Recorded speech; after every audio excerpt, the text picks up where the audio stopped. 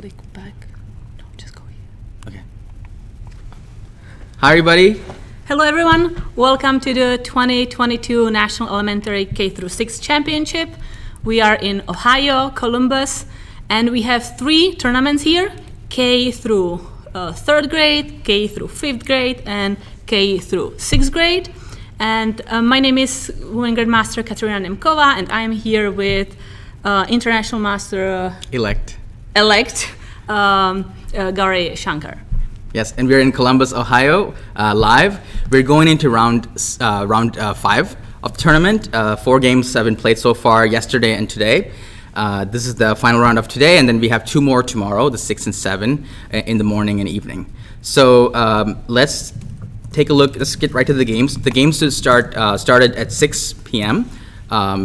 Eastern time. However, there's a small delay with the live board, just so that I guess for fair play reasons, right? Mm-hmm. There's a small delay, so we'll get the moves in about 5 minutes. So what do we start with pairings to see? Yeah, let's check out the pairings, right? Okay. What's ahead of us? Sure. So the pairings page, so here it is. So right now the pairings are going into, for the K through 6, we have Anshul Shetty from Illinois. I'm from Chicago, so go Anshul. Against Lou Eric. So we have let's look at the standings actually, so we can just right there. So looks like we have 2 players with perfect score. Yes, 2 players with perfect score in the K through 6 division. Looks like Eric's from Texas, Anshul's from Illinois, and then we have a bunch of players, 2 players for 3.5 out of 4, and a bunch of people with 3. That's in the K through 6, right? And you can see the ratings of these players. The K through 6 section, they're little kids, but some of them are close to master level, national master level. So we have a pretty good competition in this section, surprisingly. I always feel like it's so hard to have perfect score, and we have 2 players, 4 out of 4. You know, it means that you were always the last one to make a mistake or the first one to punish your opponent. So I think that's always very impressive for me. Let's take a look at the K through 5 championship section as well. Looks like 3 players with perfect scores. One from California, Aiden Liu, and Aditya Das and Yusuf Mansurov. They're both from New York, also with hefty ratings.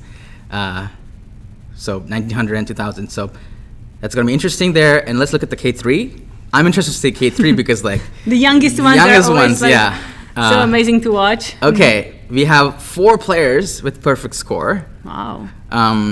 That actually makes sense because in the younger sections, maybe there's probably a much more reason for a little bit of disparity between the players, right? I wonder how many players do we have in this K3 championship? We have 109 players. Wow. By the way, here in Columbus, Ohio, we are in this convention center. There are so many rooms. You can see chessboards on floor everywhere in every single room. It's pretty amazing. Mm-hmm. Absolutely. Even in the hotel, I saw like 2 giant chessboards.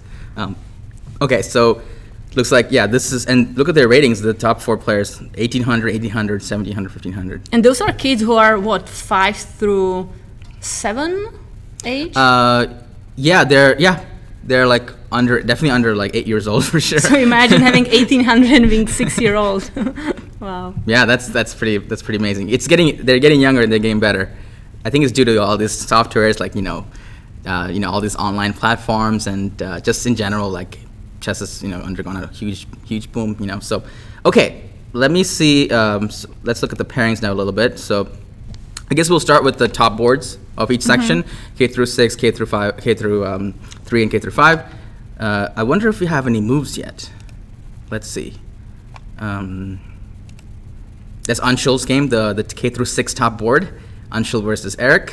Not yet, we haven't started yet. Let's look at the chat a little bit. Give some love to K through 1. Is there? I wish we had a camera to the room to actually see them play because they're like so tiny. Also, the cool thing is that in this championship, when the game starts, everybody has to go out. Like all parents or coaches, the room is actually locked. I tried to get in to just like see little kids playing, and I was not allowed to enter. So really, they want to make sure the kids have space and they are focusing on their games without any distractions. So I thought that's a really nice management of that tournament. Yeah, absolutely. Let me look at the chat here. So if parents are watching, please feel free to introduce yourself in the chat. And maybe tell us what board your kid's playing in, and maybe we could take a look if they're on the live boards. Not every single game that we have is on the live boards, only a few of the top boards. So if they are playing on the top boards, let us know, and we can try to take a look as well. And if you have any questions, any requests which boards to look at, feel free to make those suggestions known through the chat. We are here for you, for the people who are watching. So we want to make sure we are serving the best way. Absolutely. Yeah, absolutely. So someone said, I think it was Gold, who said Eric Liu's first round was interesting. Snuck out a win in a completely drawn endgame. We could take a look at that. Yeah, I mean, okay, why not? Why not? Okay. We don't have. Yeah, so let's look at the first game. Let's see how Eric looked. Okay, so apparently this is the first game. Eric's one of the top seeds, right? And it was a completely drawn endgame. Let's take a look, shall we? Yeah, so let's skip to the endgame. Skip to the endgame. Okay, let's see. Where was this drawn endgame? Oh, rook endgame. Yeah. Okay. White is pawn up. So Eric's actually down a pawn, and he. Wait, he lost. So Eric lost the first game, right? Or maybe they switched the. Maybe we switched the play because it says Eric. Wait, is there something wrong with the pairings here? Because maybe Eric won this, but he was playing white. Probably that's what happened, right? Yeah, I think so. Okay, I mean, wow. Let me switch the scenes as well. Okay. Okay. Yes, he was probably playing white.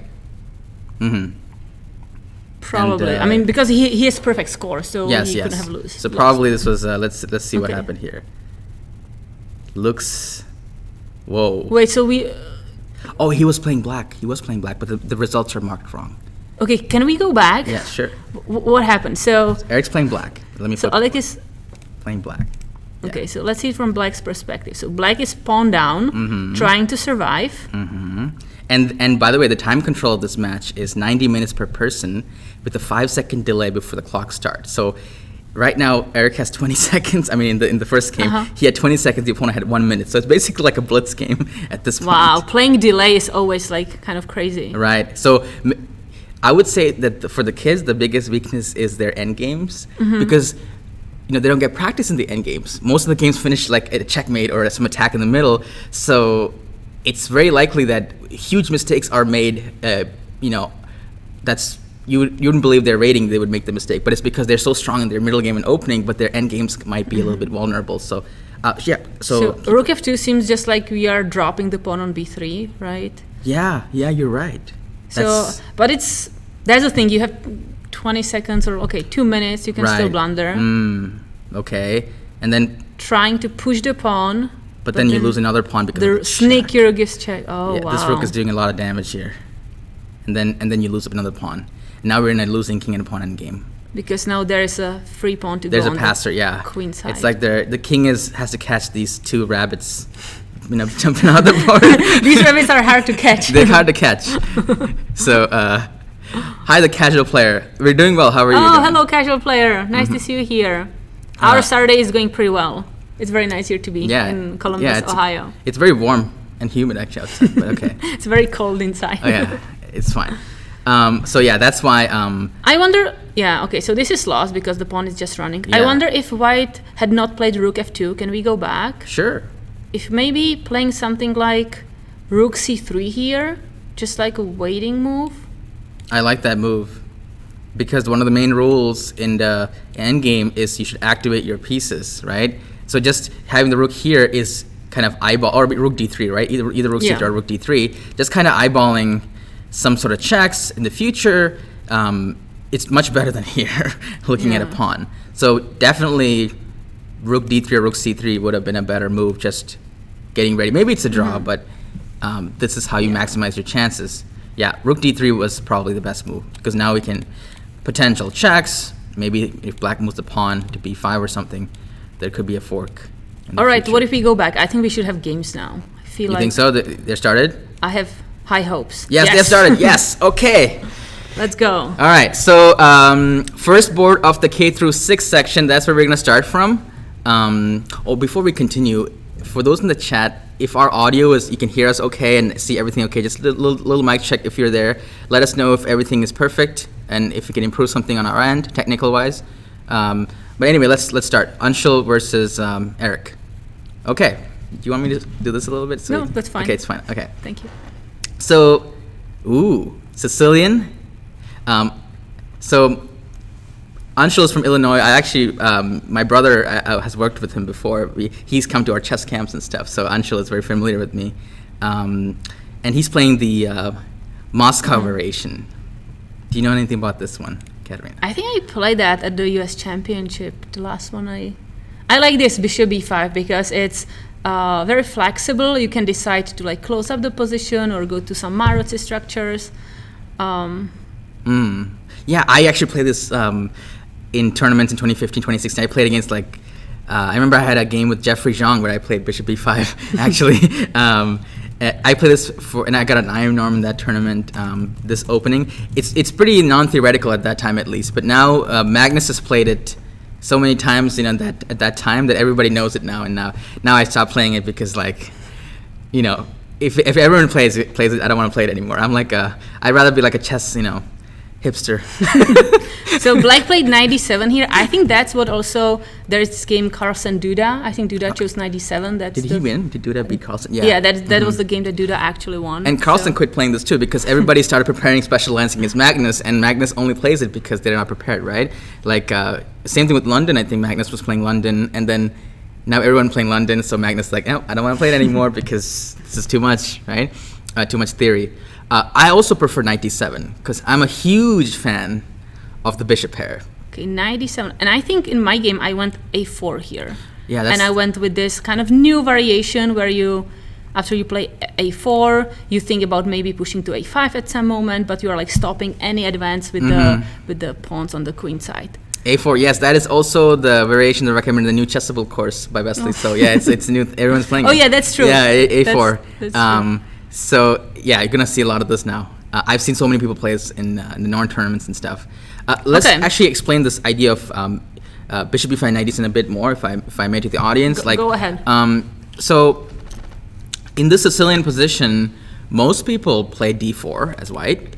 That's the open Sicilian, the big fight, open, the mainline theory. People castle opposite sides, they do a pawn storm, whatnot. However, so when you play this, Black gets this nice center pawns, right? For Black usually has better center control with the pawns, but White has more space and more activity because of development, right? So when White players, there's a group of White players who don't want to give up their D pawn for the C pawn, right? I mean, that's why I see it at least. I have this pawn theory thing where it's do you know about my pawn signs, by the way? No. So, but I think we have 20 games to look at, of course, so I don't know how much time you want to spend here. But okay, go ahead. so my theory is this pawn is worth 90 cents and this pawn is worth $1. So by playing here, White is accepting a loss of 10 cents. In return, White gets an active knight and open bishops, right? But if you don't prove to prove the 10-cent investment, we have to use the activity before it disappears, right? So that's the idea of Sicilian. In my opinion, that's the main idea of Sicilian. All right. So by playing bishop b5, White is saying, "Oh, I'm not going to play into your strategies. I'm going to go here and trade bishops and castle quickly, and then play maybe c3, d4. So I have time to castle quickly and then get the pawns here. Now by playing knight d7, Black's saying, "Hey, I'm going to harass your bishop, and then when you take, I'll get the bishop pair," which is another advantage, right? Katerina, how much of an advantage is the bishop pair in your opinion? If you depends on the position. Depends on the position, but in general, don't you think that bishop pair is, depending on the position, it's kind of a cop out in my opinion. You should put a number on it. I was actually, yeah. What do you think? No, you don't want to put a number on it. No. I think there's a number, because even I was reading a book by Larry Kaufman, the author of Komodo Chess Engine, and he was saying bishops are 0.10 more than the knight on average. So point 2, point 3. And Fisher was saying bishop is 3 1/4, by the way. Yeah. So, yeah. I would say I'm a big proponent of bishop pair, but that's why knight d7 is played. Very ambitious move. Bishop a4, knight f6. So bishop a4 is a pretty... That's a move I'm not very familiar with. Me neither. Yeah. Meaning, like, not at all familiar with. Yeah, I don't know this move. I mean, I understand the idea. It's probably to play like c4 or c3, and then you can retreat the bishop to c2 anyway. But I don't know. Yeah, I think that's the only idea I can come up with. But interesting. I don't know much about this. But definitely trying to like step away from the a6. Yeah. So he played knight f6. That's a really good move. You know, developing knight, attacking the pawn. Whoa. Okay, so this is really new. I've never seen this before, and I know that white's prepared because white has only used less than a minute. And I know black's not prepared because black has used already 7 minutes. I mean, bishop a4 is a very new move. That's for sure. I would bet that black is not familiar with. And now black is maybe considering whether to capture the pawn, but it's very dangerous to capture the pawn. Let's say we play knight takes e4. Let's play it. Rook e1, most likely, right? To attack. And then if you go back, let's say knight f6, then what, like maybe d4? Like this rook on the a file can be really, really annoying. And now you have to also figure out what you want to do with the bishop on f8. Like, do you want to develop it on g7 or e7? But everything takes so much time, and we see so many arrows here. Gary is having a lot of fun. White can like attack very, very quickly. I have a rule. More arrows, the better your position. So you have all kinds of stuff. I mean, it's true. That means more activity, right? So the more arrows you can draw, the better your activity, better your position. So definitely, you're right. White has a lot of compensation here, right? Hello, Tatev. I see here. And yeah, if anybody can send here chai and chess, definitely we're accepting. Or Hi, masala chai. Okay. So, yeah. So I don't think... Do you think... Should we make a bet? No, I don't think that's happening. I think black is really thinking whether to play g6, e6, or e5. I think those are three main options here, and I don't know if Eric is more like a dragon player, Sicilian player, maybe King's Indian player who likes to fianchetto the bishop or not. But I think Eric is considering, I don't think he's going to capture the pawn. But you know, kids, they're very materialistic. I know, but also you are pretty confident that your opponent is prepared in this position, and if your opponent is prepared, then like grabbing a pawn that can be, dangerous, I don't see that as a strategically. I mean, they're kids, but their rating is really high, and they're their chess understanding is very developed. So well, last tournament I was playing a kid. I was playing Alice Lee, the number one. Like, I don't know, she won like a big tournament. She's like 2,300, and I sacrificed a pawn, and you would never take it. And she took it, and I had so much compensation in that game, and it was I would say it was it wasn't the opening like this, but it was something similar. Like, so what was the result? It was a draw, but I was like it was winning for black. So but yeah, so I don't know. I feel like this pawn, there's a chance. I would say there's a 20% chance. I don't know where I got the number from, but 20% chance that black will take it. I know this position from white's perspective. I think slightly different when there's c3 instead of bishop on a4. Yes, I played against Jeffrey, yeah. Yeah, and there taking the pawn on e4 is just like very, very dangerous for black. Yes. So I think when black does it, I just don't think this is going to happen. Okay. But okay, what if we look at next game to see what Isaac Wang is doing? Sure. Oh, wow, that seems like a... d4, L, we have a Dutch defense. Interesting. Isaac... I think they're still both, I see that Peter is clipping. Okay, some clips there. Also, hello everyone. If you're in the chat, feel free to say hello and tell us what game you want to look at. If you have a child playing in the tournament, or if you see a game that's really cool, we should probably post the Lichess link for the people to follow along as well. So let me do that. That would be great. We should make a command for it if maybe Pete can do that. So they can click the link and they can follow the broadcast and analyze themselves if they want to. Okay, I guess I'll just get started. Yeah. So it looks like we have a classical Dutch situation here, and white is playing normally. Bishop g5.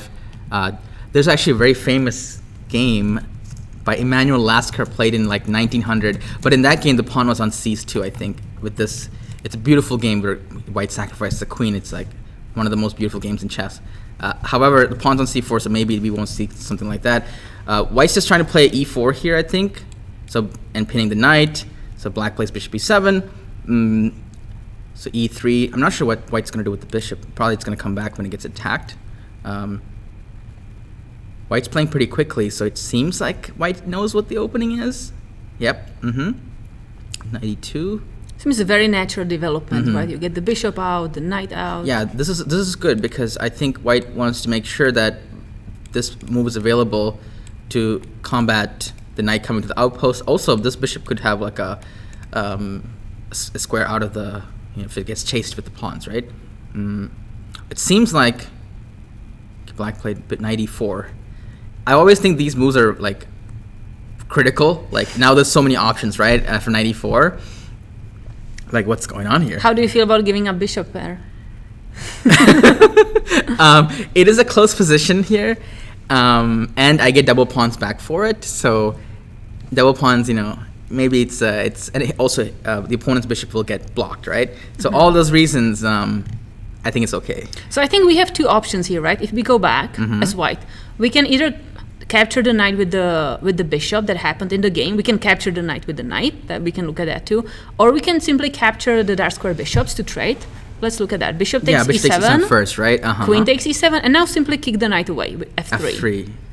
This doesn't look that bad, actually. But I think maybe what white doesn't like is that the knight can go to g5 or can just grab the knight on c3.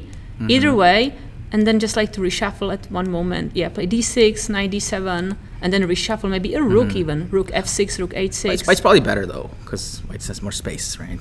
It seems like nice that the bishop on b7 is suddenly staring at the two pawns, which is not always optimal. There is a move here, Katerina. Like sometimes we'll go for like a d5, and suddenly everything is going to be... maybe it'll crack open, although probably black has good resources to fight against that idea, right? So that is a position that white probably evaluated before deciding to go for the other alternative, which is... Actually, white just took 1 minute for this move. So I wonder if it's a prep. I mean, we could look at the opening repertoire. Do you want to look at that? Sure. What they are suggesting? Oh, it's not played. Okay, can you see what are the settings about lichess? Yeah. So it's been never played before? It's been never played before. So are they kind of bluffing each other by playing quickly? Are they getting... I'm not sure. We think that they're like, in their book, but maybe they're just playing very natural moves very quickly, that's which not is a totally good fine. No, I don't agree with that. Not at all. If you're not in book, you should definitely take your time.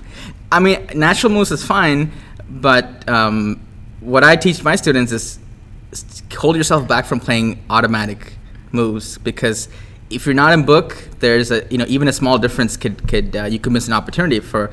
That's what I think, at least. Maybe that's why I'm in time for a show.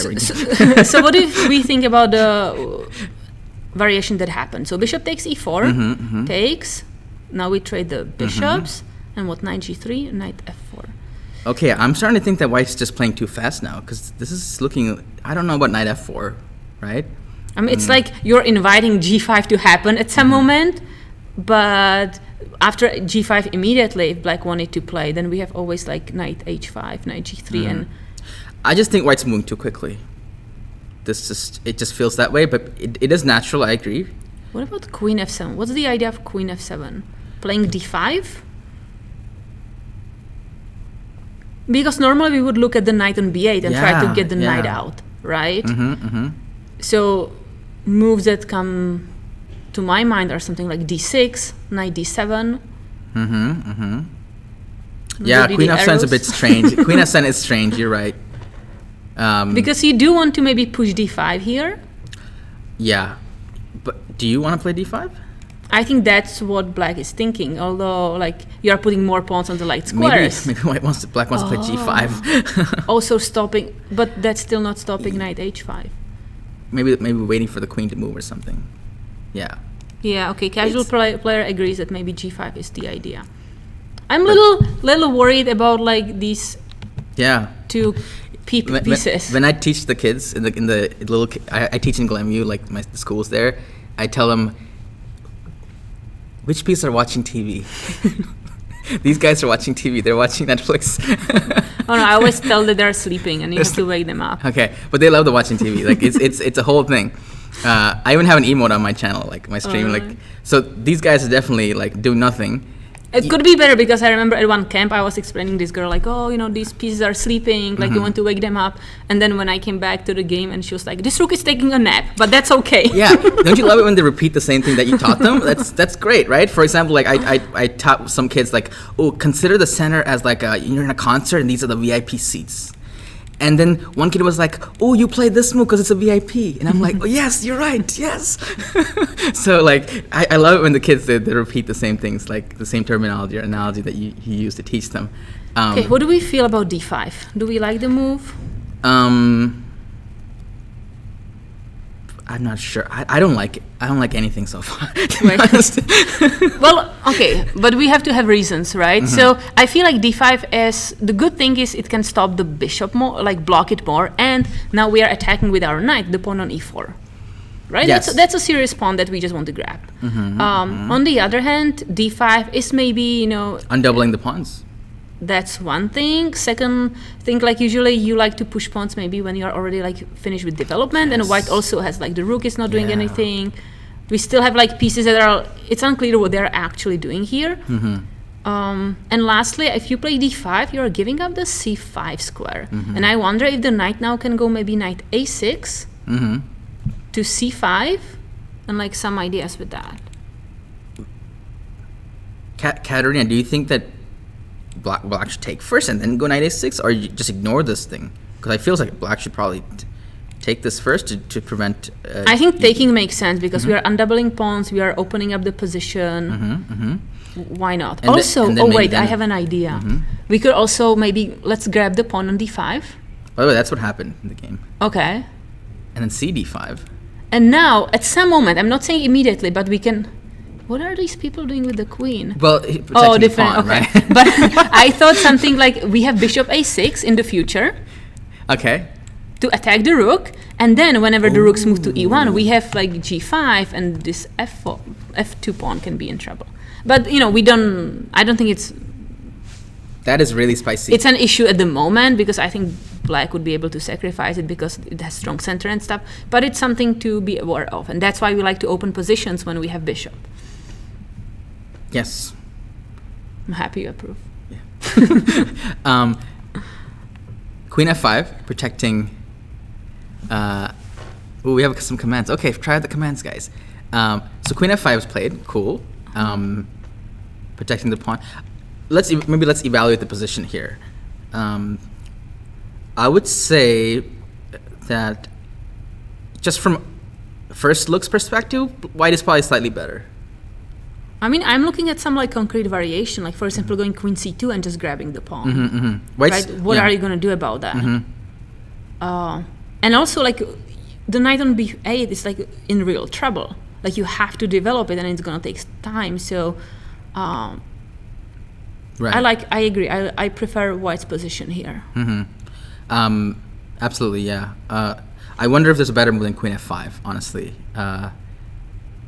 It seems like white's concrete play has paid off if he manages to win the pawn on e4. Yeah, definitely. I think black's biggest mistake was queen f7, because imagine using that tempo to actually develop a piece, right? That would have been much better.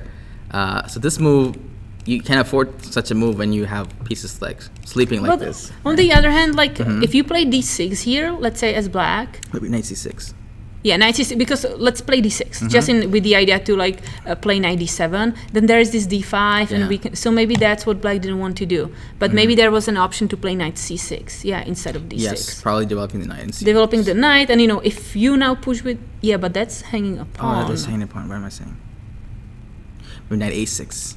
But it's not the greatest square for the knight to go to because a6. after knight a6, I can play as white just like a3 or something. At least and- it discourages d5, right? Because the c5 squares.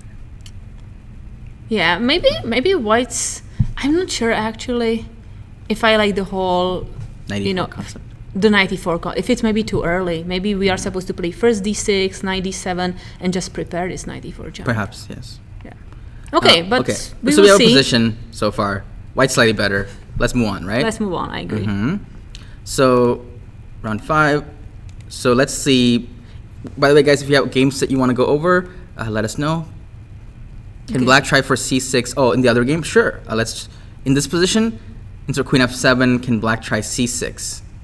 Ooh, interesting. It's a little bit... No, but the pawn is hanging, right? That's the issue here, casual player. If we play c6? Yeah, we can't play a c6 yet because he just takes the pawn. Thank you very much. So that wouldn't work. Yeah. All right, let's move on to Luca against Sephard. That's still, I think, K6, right? Third board. We can take a look. I'm going to take a look. Yeah, let's see. No. Luca, Yes. Is it? Yes, it's third board. Yeah, okay. So third board of K6. Okay. Oh, wow. And we have queens off. So let's see what... Okay, how does this d4. Kids are playing d4 here. Benko Gambit. Oh. No fear. So Benko Gambit is not popular at top level, but I think it's a decent opening for sure, especially at the under 2300 level probably. So the idea is that you like give up a bunch of pawns, but then you plan to develop quickly on the queen side and put more pressure, and also put more pressure on the diagonal, h8, a1. Absolutely. So queen a5, that seems like he's in theory. Zephyr is in theory. Yeah. Whoa. Hold on a second. So white makes a quick move and black plays this. And black just played a sacrifice like this, and he only took 2 seconds for it. So there's 5-second delay, so Yes. it was really... But you had to write the move down and stuff, you know? So Zephyr was probably really excited.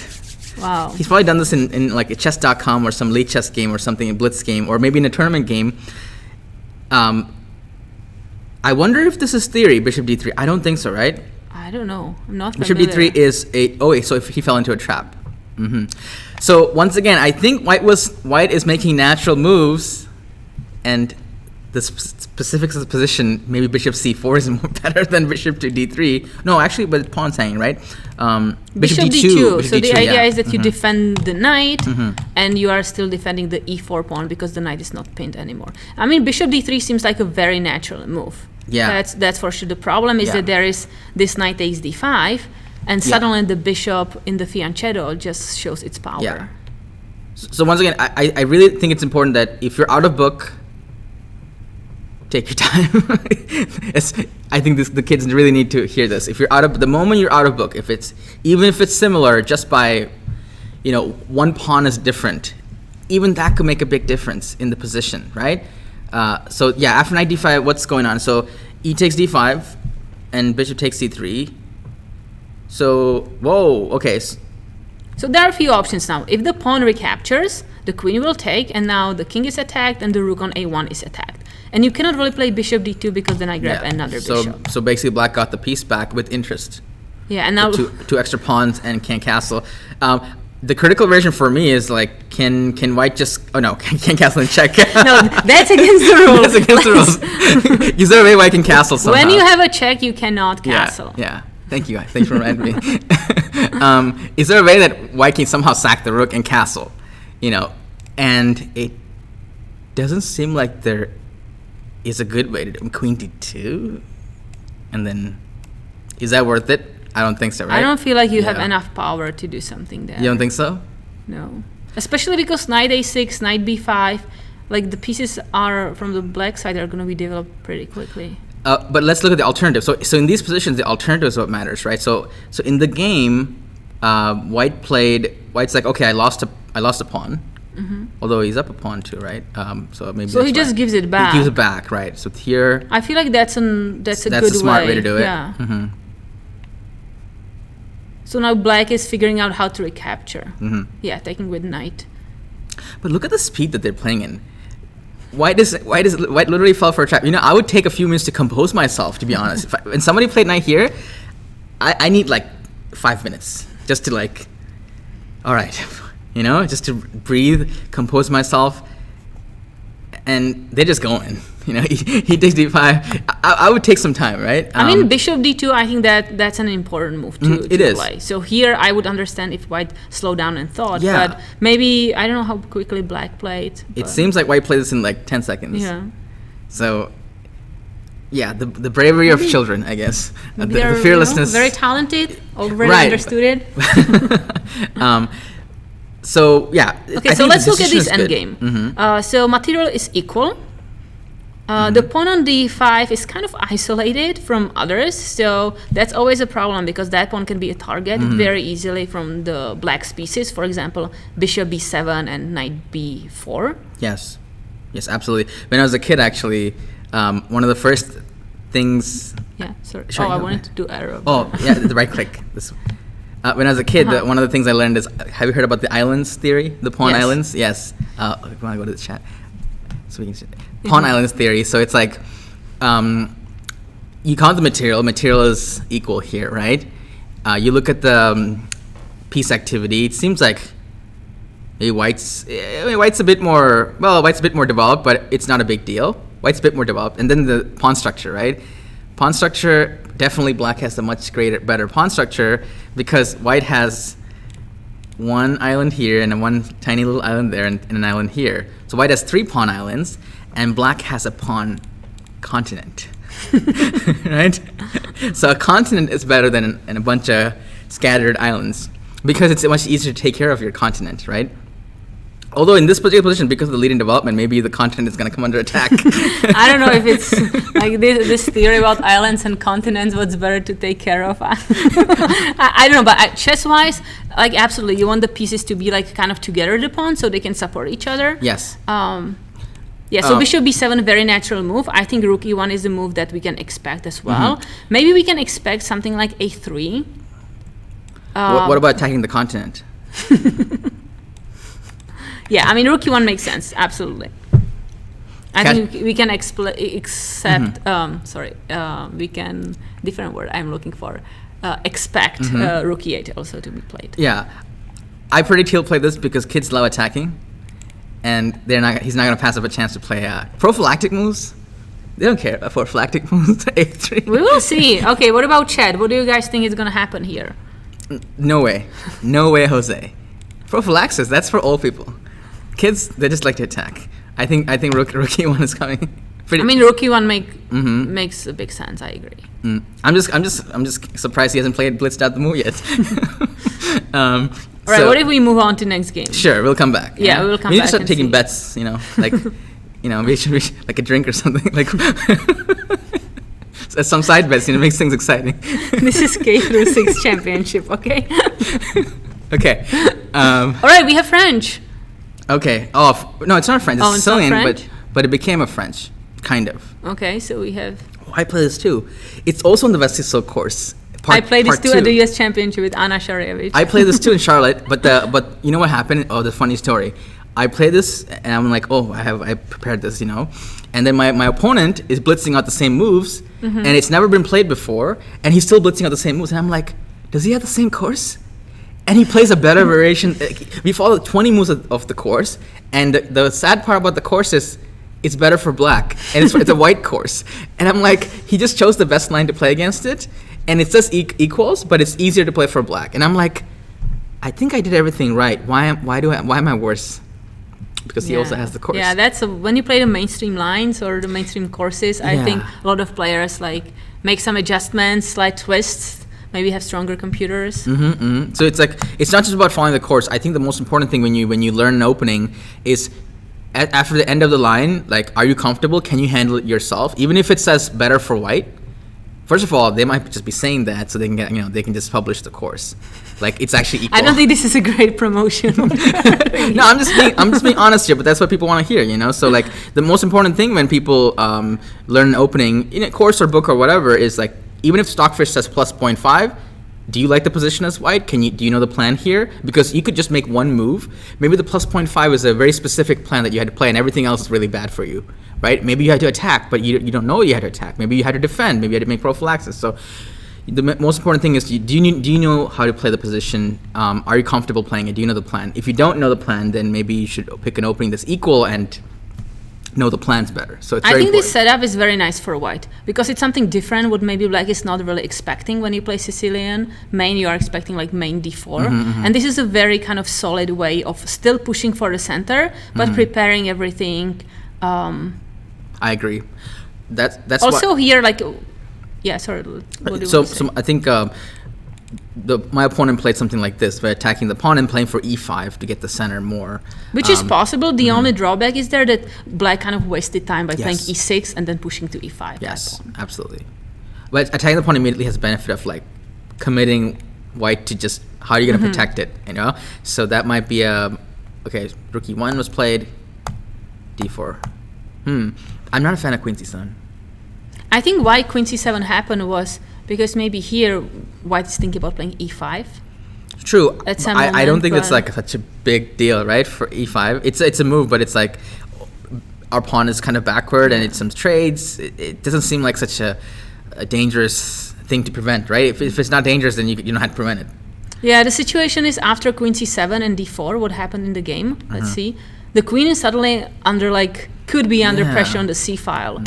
And after knight c3 Yeah. happened, or what happened? Knight d5 was played. d5, okay. But what about the center now? I think white's much better. Oh, this is really bad. I think it's a bad French, right? It seems bad. I mean, the bishop on c8 is not very happy right now, but let's see what happens next. Okay. Yeah, white. I is, mean, now we can expect something like that was first idea. Second idea was simply rook c1, and third idea is something like knight takes d5 and e6. Ooh, But awesome. I don't think we want to do it right now because maybe we are just helping black to develop. But it is out there. So I think playing maybe first rook c1 and then still thinking about the idea of knight takes d5. But like h4, what you mentioned, seems also a very legit idea. Yeah, this used to, pushing the h pawn is very trendy nowadays because of this computer called AlphaZero, who won many games like this. And I used to do it before it was cool, but now, it's a mainstream thing now.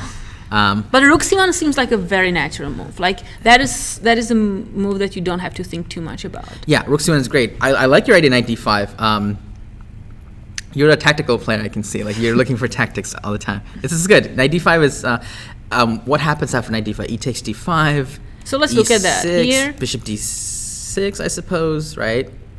Just Yeah, and the problem is that let's say if you capture, take, let's say take. suddenly the bishop is developed and it's maybe very happy about its position. So Even here, white's slightly better, probably, because the bishop pawn is in the wrong color. probably white, but it's still I don't feel like this Yeah, it's is a worse huge than before. advantage. Yeah. Whereas in this position, I feel like sometimes the threat of having something is more important than doing it immediately. So I Okay. feel like black has to be, kind of stressed out that knight d5 can happen at some moment, Yeah. and it has to constantly be checking it. Yeah. While white can wait at playing like rook c1, h4, and just strengthening the position. Yeah, this is probably like 0.2 for white, or 0.3. But this position is probably like plus 0.8 or something. I don't know. I don't know these numbers too You don't- much. you I don't- don't. I don't think that way. Honestly, You I don't just think feel that- like okay. it's simpler. And I remember, when my coach always told me like, if you have chance of improving your game and improving your pieces, like don't try to like change the nature of the position too early. Like try to like really improve your pieces, and then when you cannot improve your pieces anymore, or your opponent can improve them more than you, then you think about changing the structure of the position. I like that. That's good advice. Yeah. Can you repeat that again? So unless you don't have a chance to improve your pieces, or let's say you have a chance to improve your pieces, but your opponent has much bigger potential there, so then you change the structure of the position. But if you have chance to improve your pieces, like rook c1 here, maybe h4, then it's better to do that before you Yes. dramatically change the nature of the I position. read a book that I think The Method in Chess by Joseph Dorfman. That's exactly what it says. It's actually, I remember, it's a very, very important concept actually. So here white has a lot of easy moves to improve his pieces, and black does not. So there's no reason for white to go for the tactic, right? To So change the for position. example, let's say we play rook c1 Yeah. here, and black plays something like Hold on, let me just 1 second. Okay, rook c1, okay, yes. rook c1, and let's say black plays something like b5. I mean, it's not a great move, but let's say b5. Now we go h4. Okay. Let's say bishop. But now I'm looking at the tactic. Yeah, but I was just Yeah, like, sure, let's say sure, b4, sure. and now bishop b7. Maybe now even like capturing on d5 would be even stronger. Just like we got some extra time. Maybe the bishop wasted some time. There's even an idea of like this if you need the bishop to attack. I really Dorfman also made an excellent series, Peter says. Yeah, Method in Chess is on Chess 24, I think. great trainer. Casual player says, I like a3 b4 plan to shut down the queen side.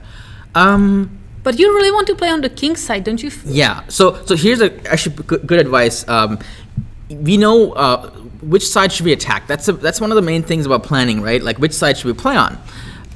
And the general rule is like you play on the side that you have more space, or they're already kind of there, right? So our pawns are pointing. We definitely have more space on the center and the king side. On the right side, let's cut this board in two, right? Like this is the king side, and this is the queen side, right? So if we cut this board in two, clearly we have a superiority on the king side, and black has a superiority on the queen side, right? And he has a bad bishop here too. So if we start fighting over here, this bishop is going to be useful. Yeah. But if you start fighting over on the right side, that bishop, this rook, these pieces are not going to help out as easily. Maybe this knight could come over to f8, but... Also, I don't see like, let's say white plays a3. Here? Yeah. Here, right? Let's say. For example. Like, what are we going to do next? Like, okay, we're going to do, let's say, b4. In fact, we're actually helping black, actually, because now our pawn is more of a target. Right? Could be, but let's say we manage to play, b4. Sure, okay. Rook e8 or something. Okay, Let's just... Okay. Like, what's next? Because if we're gonna play b5, then we are opening the file. The bishop on e7 is gonna be attacking the a3. c4 square can be like a great outpost for the black knight. So anything you do there, I think, could be helpful for black. Yes. But if we do something on the white side, then there is no clear like black's perspective on how they can take advantage of it. Yeah. So this concept of like where am I superior? Chess already. Lover says hi. Oh, hi, Chess Lover. Yeah, I have some viewers of my stream that I haven't really told anyone that. I hope we get like a raid or something from someone because. Anyway, hi, people who watch my stream. If you're here, feel free to say hello. Also, Peter, Pete, thank you for the great command. Very, very kind words. It says top notch. Just Pete made some really good commands. Thank you. So this concept of coming back to this, the picking the right side is actually a really important thing, right? So I let's see if Nitash.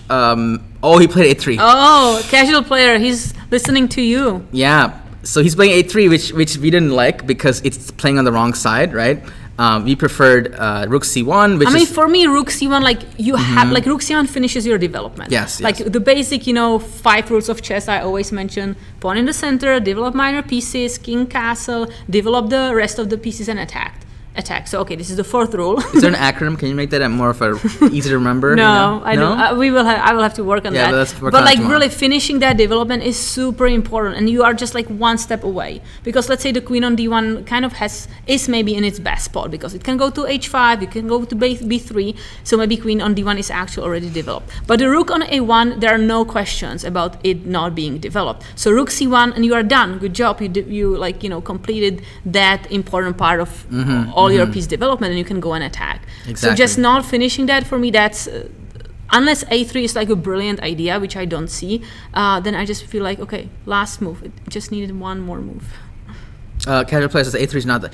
It's not that bad. It's just it's not the optimal move, right? There's so many more things we could do that rather than a3 because it's not the priority in the position. Maybe it's like Stockfish best move, and we're just saying like play rooks. So logically, I feel rook c1 is just like much better move, but obviously, computer could say that a3 has. We can check. Should we check? If no, a3 is the top move, no, I don't. I'll do a backflip right now. Okay, go and check. Ready? You're just gonna get injured. But okay, let's. I hope is yours just gonna cover the injury? Okay, ready? Oh man. Okay. I'm gonna turn on Stockfish right now. Okay. I hope a3. I hope Stockfish doesn't betray me here.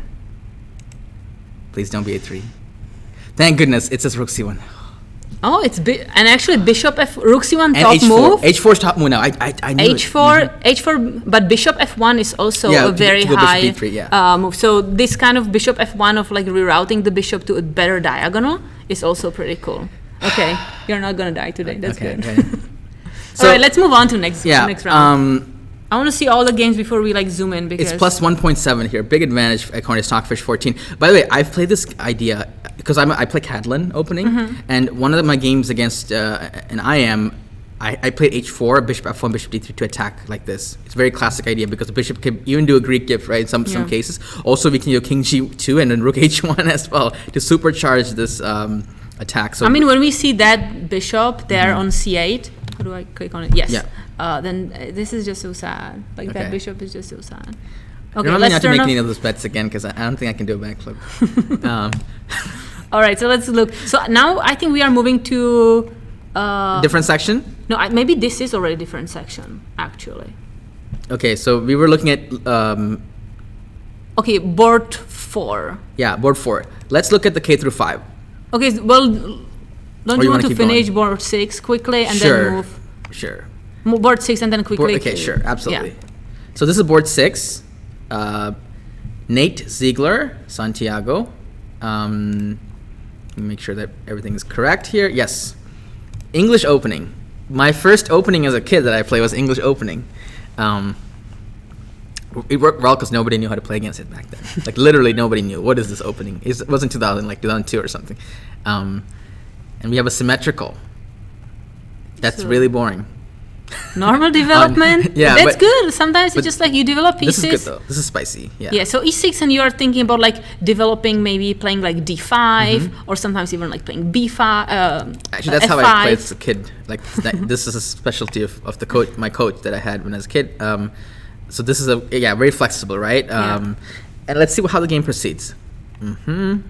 So a3 here you are kind of preparing maybe rook b1 and b4. Perhaps, yes, that makes a lot of sense. I'm not a fan of this move, but maybe there's a reason for it, but I just don't like it. Usually you play h6 that you are worried about bishop getting to g5, which now that's not the case because we know white Yeah. wants to play bishop d2 and plan for b4. My guess is that, is this something that white was afraid of? Because this doesn't look like something to be afraid of, but this is the only reason I would think that black was afraid of this opening. But there is still no threat here, right? Like when bishop takes on e7, you can Right. recapture with knight. Right. I mean, I don't know. That's the only thing I could think of. I like to, like in this situation, like let's say we play d5 that you played, bishop g5 that we had there. And now we play h6. And now Now we I play force h6. kind of white to decide, all right, did you go there to trade the bishop for a knight, which I'm probably absolutely. happy about, or do you want to move back?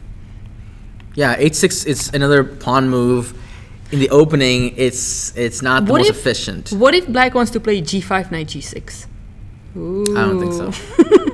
But then you get the knight on g6 and the knight. Let's just show that. For some reason, I knew it. I could feel it. This is what black was scared of. It was like, I just don't like that. Okay, it's possible. I just don't like that. That's All right. basically the. So let's see if that happens. So h6, bishop d2. What happened in the game? And then d5. Okay, so maybe. Oh, queen c1, trying to target that. So we just develop our king, or maybe not develop, just to guide it. Rook b1 makes very sense. We are just pushing for b4. Okay, that's normal. Interesting changes happening. Okay, so a lot of trades. I actually think that black should probably push d4 at some point, right? Because why not take the space? Don't you think? I don't know. I think so. It's the space is good. You don't like the 94. I mean, now knight e4 is a problem, right? Because h6 is hanging. Yeah, right and- now, sure. So king h7 makes sense here. Now, rook b1. now I think d4 seems like the most ambitious move, at least, right? And if you go knight e4, then you want to play just b6, and then try to Sure. play f5 and trap the knight. Maybe there's some. Yeah, but this is a big problem for white, right? White is a little squished for space. Yeah. I wonder if we can do something crazy like h4 and There we go then again. knight g5. But it's Do you think so? I don't Well, know. let's give it a try. Really? h4. Okay. I'm learning more about you now. Here, and you Okay, wanna, knight g5. sometimes on my stream I play like this for the spice, but in a real game, in a tournament game, where I take a flight, hotel, I invest all my resources in playing it. I don't want to like lose a game because I played some reckless move, right? This seems very like this. You want to go hit with the bishop? You're down to almost a full piece of her pawn. Yeah, that's a problem. I actually thought about taking with the pawn and then playing like king h2, king h1, but I think it's too slow. Oh my goodness. I mean, it's Okay. Wow, I would never this, yeah, but that's yeah. if you sacrifice and then you move like a snail, it's probably not gonna work out. I don't trust it anymore. I just thought for a second it could work, but no, I take back. This is not great. Okay, casual player. If white wants to keep on d3, then should try knight g, e2. Wait, what? Yeah. If so, he casual player was instead saying of that. knight f3. Okay. Yeah, that's another setup. So white could have played how black played. That's how I would do it. It's normal what white did. It's just after he needs to do it, figure out a way to combat d5. Maybe white should have played c d5 here, and then like rook c1 or something, right? Something more natural. This might have been like or it seems like c d5 should be played at some point because you just make more space, right? Perhaps even can we play Benko Gambit style and play like b4 here? Or is that too much? I don't like it. You don't like it? Why not? It's just not enough. Probably not enough, right? Because it takes and comes back. Just returns the knight. Yeah, I feel like why to do that? We are white. There is some compensation, right? There is compensation. It's possible, but okay. Let's go back to the game. Yeah. Queen But c1. I don't like allowing d4. This seems we're really squished for space. Yeah, I agree. Yeah. Let's check. Do we have No computer. we don't want to verify if d4 was good? No. But we can learn some things. No. I don't want to use computer At all? at all. At all. Oh my goodness. For me, I agree, casual player. No computer. I'm just. Now, my philosophy is this: we should not use computers until after we've analyzed the position. Then we can check to see if you're right. But if you're adamant about not using it at all, adamant I'm okay. not But to how do use we know if you're right or wrong? We just hope that's our skill, But that's also a question to the viewers. Like, we may not be perfect, and some things we may say are not correct, but we are analyzing these games and we are doing our best. And that's all you get. So I was reading this book, one of the book about learning. I don't know what it was called. But we have still like so many games to look at. I don't know what the book was, but one of the biggest things in learning there's is immediate feedback after you learn something or after you try to learn something. So I would think feedback is important for learning. But okay, we are not here to learn. We are here to analyze games. So okay, maybe. Personally, I would look at it, but sure, we don't have to. Okay, so one of my favorite things to do in chess actually analysis is like, let's compare our analysis to Stockfish and see where we've missed, like, see where we have missed a move or something, right? So it's interesting. But okay, let's keep going. Casual player taking your side. I see. I see how it is. I have an ally here, so okay. D4 takes. Queen A3, which makes sense. You want to play Rook C1. The only thing, there can be A5 coming from Black's perspective. But I understand moving the queen so the rook from F1 can be developed. Yes. Okay. So yeah, this is seems like White's doing okay because of. Should I use my pawn island theory again? There's three islands, and White has one country and one island over here. It's like United States and Hawaii, right here. Hawaii over here, right? And it seems easier to handle for White, the structure. Yeah. Even our king is a bit safer, actually, technically, right? I'm not so sure about this position, to be honest. I feel like Black can have some choices here. Like, for example, I thought queen d6, but maybe queen d6 runs into knight b5. So I think White's better because the pawn structure is easier to handle. Also, I think White can control the center in the future with these pawns a bit better, and also easier to put pressure on the pawns here. Of course, this can be turned around, but I think White is also more developed, right? Because White has connected the rooks already, and Black still hasn't. I mean, I see your point. I think Black can try for something like maybe knight f5, rook e8, bishop f8. Yeah, if Black has a couple of moves, I agree. This can turn around really quickly. Okay, so can you show that? So knight f5. That's a good Rook plan. f8 and Ooh. something like that. But so I think this game is pretty open. Let's see what happens there, and let's move on. There was one game that already finished, so let's look at the game that finished already. Oh, this one. Yeah, How did, Carter, you notice that? I couldn't see it from here. and that's Carter. K3 probably. Okay, Carter versus Christopher. Okay. Is that K through what? I actually don't know. That was a guess. I Okay. thought K3. Let's No, so K5. K5. Oh, K5. Yeah, board 3. Board 3 from K5. From New How many York. points? Yeah, the 3.5, right? Okay, so let's take a look at this Carter's game. I'm surprised it's only been Well, like our. an hour or and a- something. Yeah, hour. That's not supposed to. The person who lost, there's no excuse for finishing a game that quickly, right? Wow, you're so serious. I'm a coach, so I have strong beliefs about certain things. Okay, so we have this. So let's see. We got a Night Orf. Oh, sorry, Dragon. Oh, sorry. What am I doing? It's scrolling properly. So let's use the keyboard. Okay. So we have a Dragon variation. Yugoslav Dragon, right? This is the Yugoslav attack. Yes, I'm just thinking. 1 second. The order, right? The The order order is a little is suspicious. kind of yeah. suspicious. Yeah. And I wonder if I go here, Queen B6, if maybe you are in trouble. Bishop B3. And now I can grab this guy. No, I No, cannot. you I don't cannot have the yet. knight on. Yeah. I think it's fine. Maybe knight C6, knight F5, right? Yeah. No, it's fine. Yeah, it's fine. We Maybe are it's still- maybe it's a new theory. Oh, spoiler alert. Maybe it's a new way to play. It okay. seems a bit weird to play bishop C4 first because queen D2 is like you want to castle queenside, right? Yeah. So what? But it's knight fine. C6. And this is like theory. Knight A5. I think it's theory. Yep. Play King H4 B1 here. it seems normal because when you castle, I think Ben Feingold has a saying, always play King B1 after you castle queenside because that kind of tucks away everything and just protects the pawns, gets away from this. It's a nice move to play. I think I play H4 here instead of King B1. That's also possible, right? Maybe H4, H5. I don't know exactly. Okay, King B1 makes sense. That's what we always do. Now we give up the H4. bishop for the knight. And now Black should play H5 to stop the pawn storm. But it seems like, and maybe G4 is a better try because then we can play H4.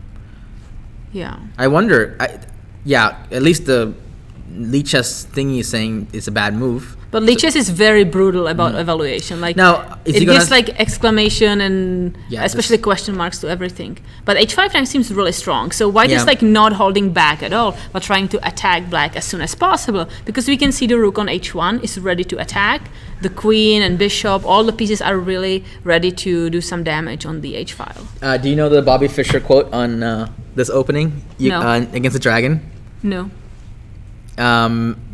So this is Bobby Fischer said, open the H file, sack, checkmate. That's how you play against this opening in the dragon. So Fischer's first thing, open the H file, done. Okay. Now I'm waiting for the sack, then mate part coming up. And let's get an idea. A casual player wants to know what are the ratings, which is actually very good to. Yeah, you can click the link of the standings. So let's give a perspective to what are the ratings of these, I think these players. there are 1900. I think. Let me check. Where do I get the standings? So Christopher. Oh, you have to go maybe here. Results and pairings. Oh yeah, makes sense. Okay. Thank you. So this Christopher is.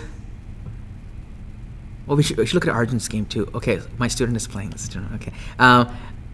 Christopher is 1693 and Carter is 2000. Okay, so let's see. Let's browse through this game. This is gonna Okay. be a very attacking game. So Fischer's open the H file. Step 1. Bishop H6. I That's mean, step 2. this guy on G7. That's like the housekeeper, the defender of the whole fianchetto thing. So whenever that bishop is out, there are just so many weak squares. Housekeeper. I don't know. That's how we call it in Czech language. I mean, it's a legendary dragon bishop.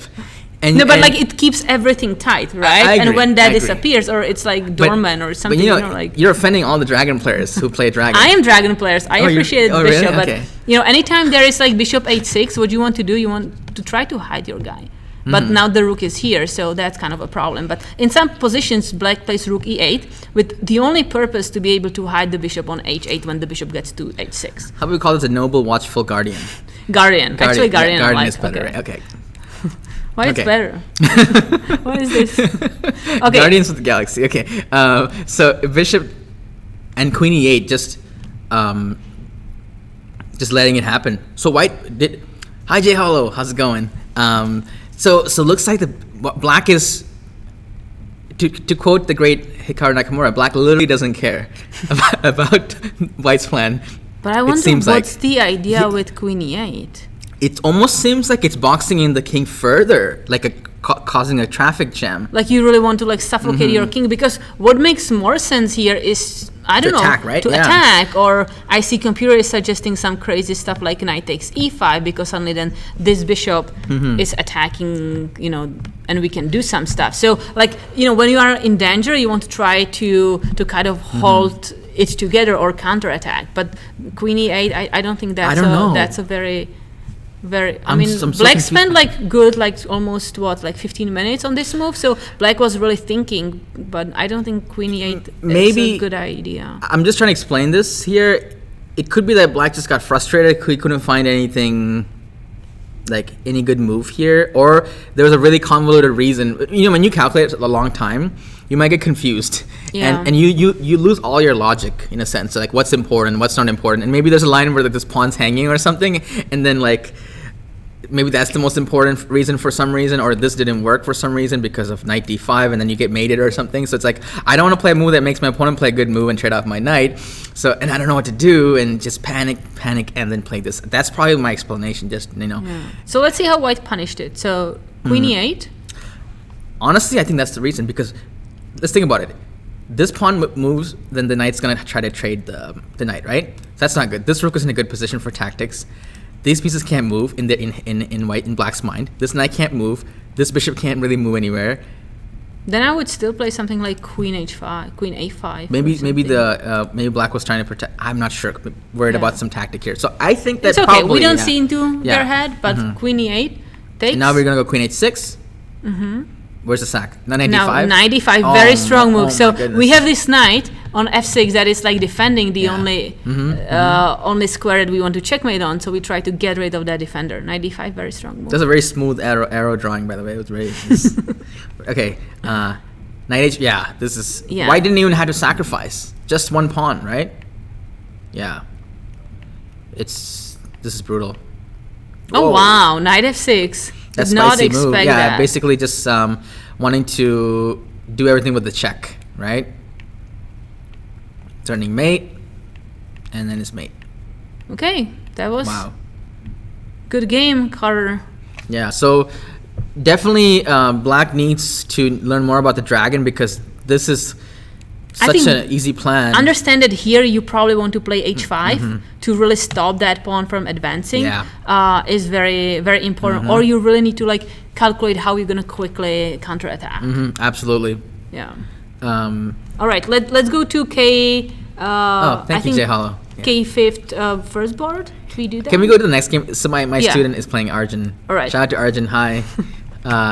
So I've been teaching Arjun since he was 7.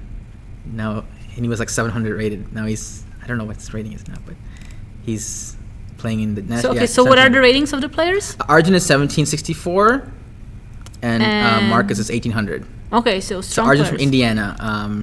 Okay, so let's see. E4, C5. So I think here we have either Sicilian or like D4, some kind of close. My brother's name is also Arjun, so it's interesting. Okay, yeah. So we have this line. Okay, open Sicilian. Knight C3. Very logical moves. I didn't really focus on too much openings. Mostly we worked on calculation and stuff like that. So this is, I'm not familiar with this myself here. Okay, so natural development. So I think here white is a little bit in trouble. What you can do here, I think the knight very takes C6, common move right? is or knight B5. also knight b5. Transposing into, I've talked about this actually. And so here like you transpose to yes. Sveshnikov. So you can do that. I think what white did with bishop e3 looks nice, But I'm worried that you are going to have some troubles all over the diagonal. Yeah, this particular line needs a little bit of care. Like, let's look. Bishop b4, what happened? Yeah, the pawn is in trouble. So Bishop d3. So white is now defending the pawn on e4, otherwise the knight is threatening to take it. And now d5 is a really, really important move. Because now you have to decide. If you're going to capture on d5, then the knight is going to recapture on d5, right? Let's see. So takes. There's too much pressure on this position, right? And now the knight on c3. Yeah, maybe knight... No, I'm not really sure. Knight c6. But what are you going to do with the c3 issue? And Right, so there are some like issues you want there's issues, want to address, and but why decide to do something else to play bishop b5? This looks like a French position gone wrong for white in a sense. Oh no, we don't have the bishop pair anymore. And now, all right, so we don't lose the pawn. Yeah, white can get out of the opening, without too much disadvantage here. And that's cool. So here, I thought that maybe white would want to castle, but I think there is a problem. So if we castle here as white. Let's do that. E5. Black can quickly kind of march with the pawns in the center and then do a double attack. You're right. So I think white really did a good job here to catch this tactic, to first retreat with the knight and then planning to castle. Oh no, this is a really good move by black. You can't castle anymore. But we have opposite colored bishops, right? True, So, okay, knight d4, I like that. And let's do like artificial castle. Artificial castle, yeah, by hand, F3, yeah. F3, he plays it. Well done. Good job. Okay. So you want to do like king f2, rook e1, and then just hide the king, right? So first we have to defend the pawn on c3. Yep. Yeah, but white is definitely playing catch up here. So this is very difficult. I'm worried here. Yeah, black is definitely better in many, many ways here. Knight f5. I like black's center, but okay, here maybe e4 is good, but what are we gonna do with the rooks? That's always my question. Like rook b8 or rook e8, rook d8. Well, black just wants to attack, like fast. But do we have to do that? No, not at all. Like, is there such a... I don't think it's a bad move e4 though, right? I mean, I like e4 because it's opening up like the space around the king and creating more weak squares. And this is... But it also gives up some... Interesting move f4. The more I look at it, I think it's actually... also, there's a small issue with this. Maybe there's some E3. lines where you sack the pawn. Yeah, it looks like white's kind of blocking everything, but pawn sack is gonna come with the surprise, which we'll see if black will find some ideas like this, right? But if black is not gonna find it, then bishop e3, and we have great control over the If white has squares. 2 more moves, or 1 more move, then white's gonna be okay, I think, or 2 moves, yeah. What we need is this bishop over here and the knight over here, right? And then we're good. Yeah.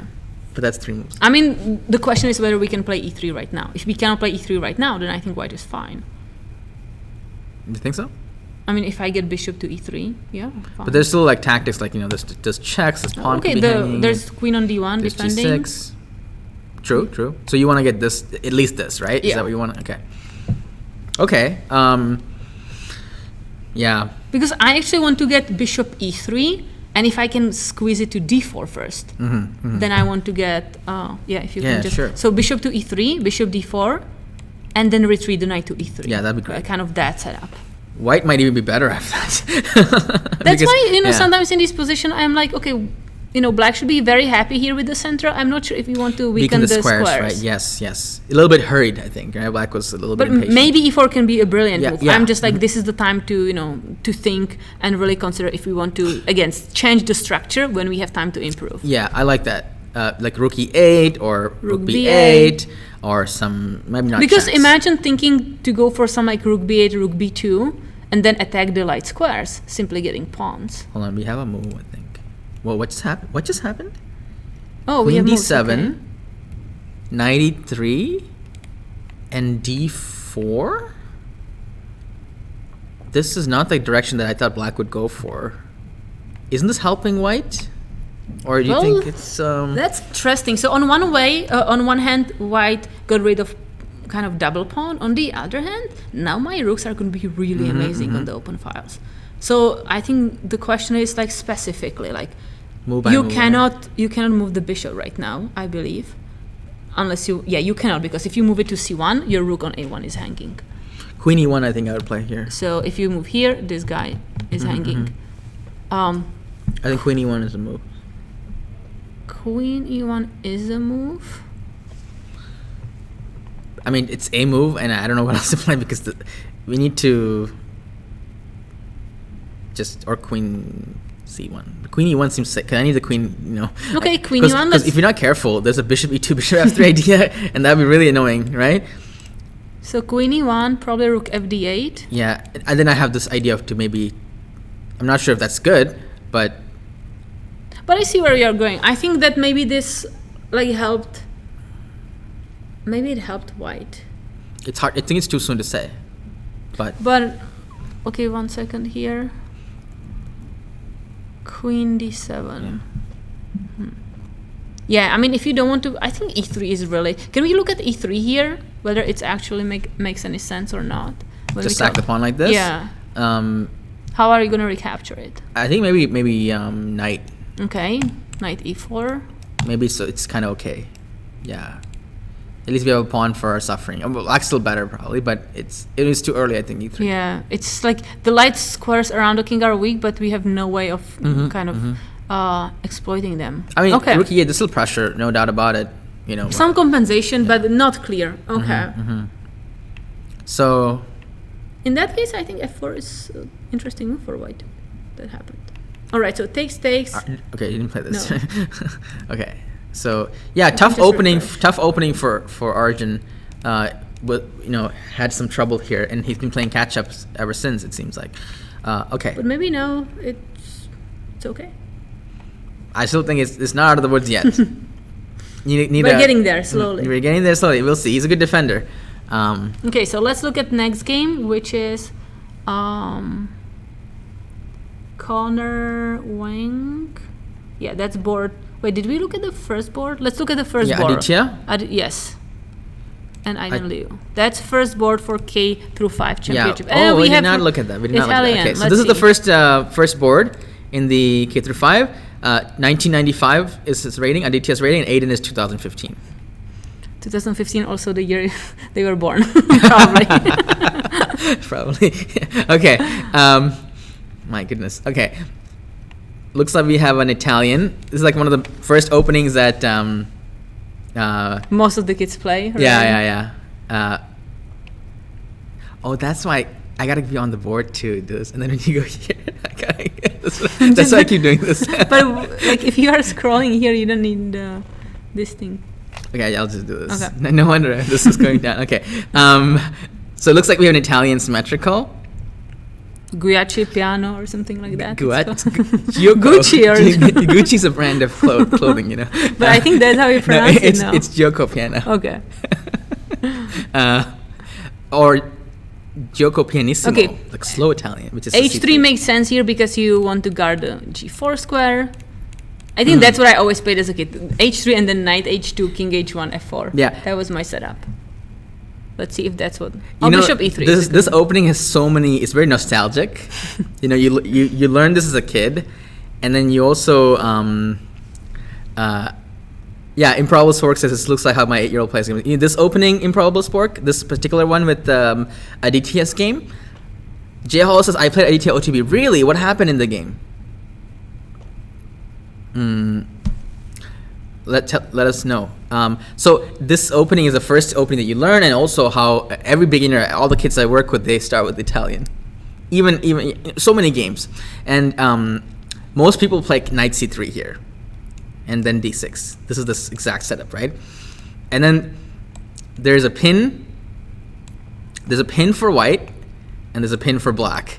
And we always debate like how strong is this pin, and sometimes the people who castle first has the issue with the pin. So what happens is castle, bishop here, and some move, and then they lose the game like this. Knight d4, and then they play something like this. Too late now. Take. I've seen so many games end like this. Yeah. One of the lessons I teach the kid, this pin is called a monster pin. Ooh, when you castle. This is actually a strategy, and this actually works so many times in these games. And most people play h3 when it's too late, because now it's really too late to play h3. You lose a pawn. And if they don't, let's say this is even worse, right? It's over already. The king is getting open. So, or even g takes actually. So, a lot of people play h3 here, right? So, and for white, bishop g5 is the move, and then castle again, really bad move. Knight d5, and white wins the game usually, right? Now, the funny thing is, black can easily do this now, g5, and then bishop g4 himself. This is the refutation for black, right? Yeah, I think the rule is like if you have not castled, you're not worried about the pin. Exactly, but not a lot of people know that, right? Actually, so bishop g5 would be considered maybe a small inaccuracy. At least bishop h4 is an inaccuracy here, because now black is actually better because black did not castle, and white doesn't have the same idea anymore because the bishop is blocking the g pawn, right? So, so you know what one of my students played here? He made his own novelty. I said, pin is better when you castle. And I couldn't believe what the kid made up himself. Okay, guess what this kid played here? I didn't teach him this. I just said, better to play this when they castle, right? So they can't play g5 easily. Okay, so they play h3. He played bishop d2. Castle and then bishop g5. Yes, prophylaxis. Crazy. You know why? Because if the opponent plays bishop g4, then he can do the same thing and play like black. Okay, and we have a request actually. If we go back, it's amazing. I didn't even think of bishop d2. It's like so cool. If we play black. It's the coolest thing. So happy. It's so cool. That's so cool. Okay, Bishop d2. I mean, it's not the best move, obviously, but it's cool. Okay, the best move for black is h6 now, but you know what I mean, right? Like, just that's so clever, though. I like the thought process that went into such a deep idea. Bishop d2. We have a request to show after, let's say, bishop g5 now, if there is h6 and your brilliant thing, but if they like sack a piece. They sack actually, a piece. I had exact game like this in Pan American. I took as black, obviously, and now I think I like won this position like super quick, and it was really fun because I think you have rook g8 here. Yes. This is to like attack the bishop, but at some moment I even played like the typical thing like bishop takes f2 stuff. But I don't think it works yet. But yeah, this because we didn't castle and black has a lot of resources against. I know we're scared of this, right? Rook g8 is a really good move, like you said. So probably some h4. Now, what are we gonna still play? threatening this, but at the worst case scenario, we can like we can play bishop e6 too, right? You can also play just rook g6, but bishop e6 makes sense, right? Yeah, right. Yeah, I would go for that. Yeah, so white sacrificed a piece for 2 pawns. I don't think it's enough. I wonder, can we do the counter sack? What if we go?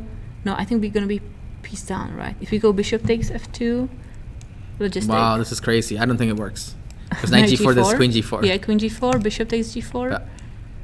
We're down a pawn, we are right? down pawn, right? Are we? Yeah. What Yeah. Can we count that? Yeah, 6. How many islands? How many countries? We had 2 islands, 1 extra pawn. And 1 continent? Yeah. Okay.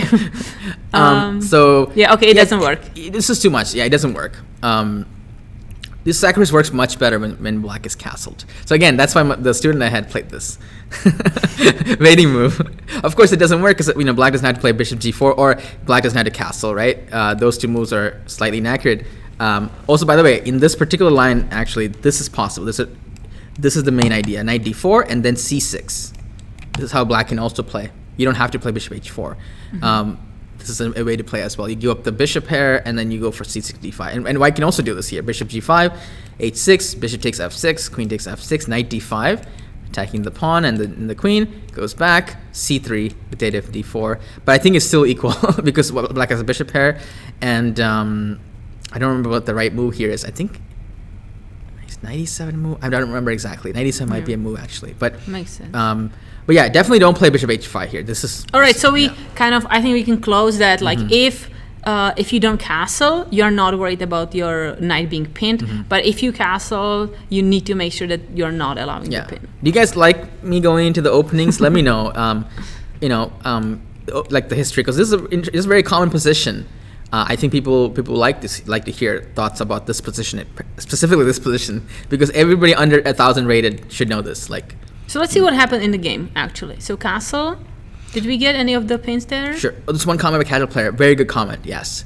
Since black has not played a6, one of the plans for white, and even in this position, an alternate plan is to go for the black bishop. Yes. Maybe a little bit later, or probably now it's also interesting to play knight a4. I think. I feel like it works Although now. maybe I mean, here, check. I think sometimes what you do in this position is you just kind of allow that, and then have, like, you allow them to capture on c5, don't you? And just you maybe gain that's- some space. Yeah. It's possible, yeah, but it's just a different kind of position, imbalanced Yeah. position. I think I would play, maybe it's check or bishop e6. I'm not really sure. This seems okay though, right? Because the knight, if you block here, and then you had to play this. Yeah. What's wrong with that? I mean, it seems still equal, but this could be a weakness in the future. Oh, I feel like I'm happy I was able to push the pawns more. Oh yeah, well, I mean it could be. In parallel sports, for a good time, play the Evans Gambit. Yeah, Evans Gambit could have been played, but against this opening, you cannot play Evans. You can only play Evans Gambit in this position. And when they played this, I thought it's for a good time, make a Suntory time. If you watch the movie Lost in Translation, you'll get that. No, I didn't. Okay. I should turn it off after like 10 minutes. You didn't finish Lost in Translation? It's one of the best movies. Wait, really? But it was many years ago, but yeah. You had to watch it. It's one of the best movies. Okay, so let's watch this game now. I'm curious what happened in the game. Okay.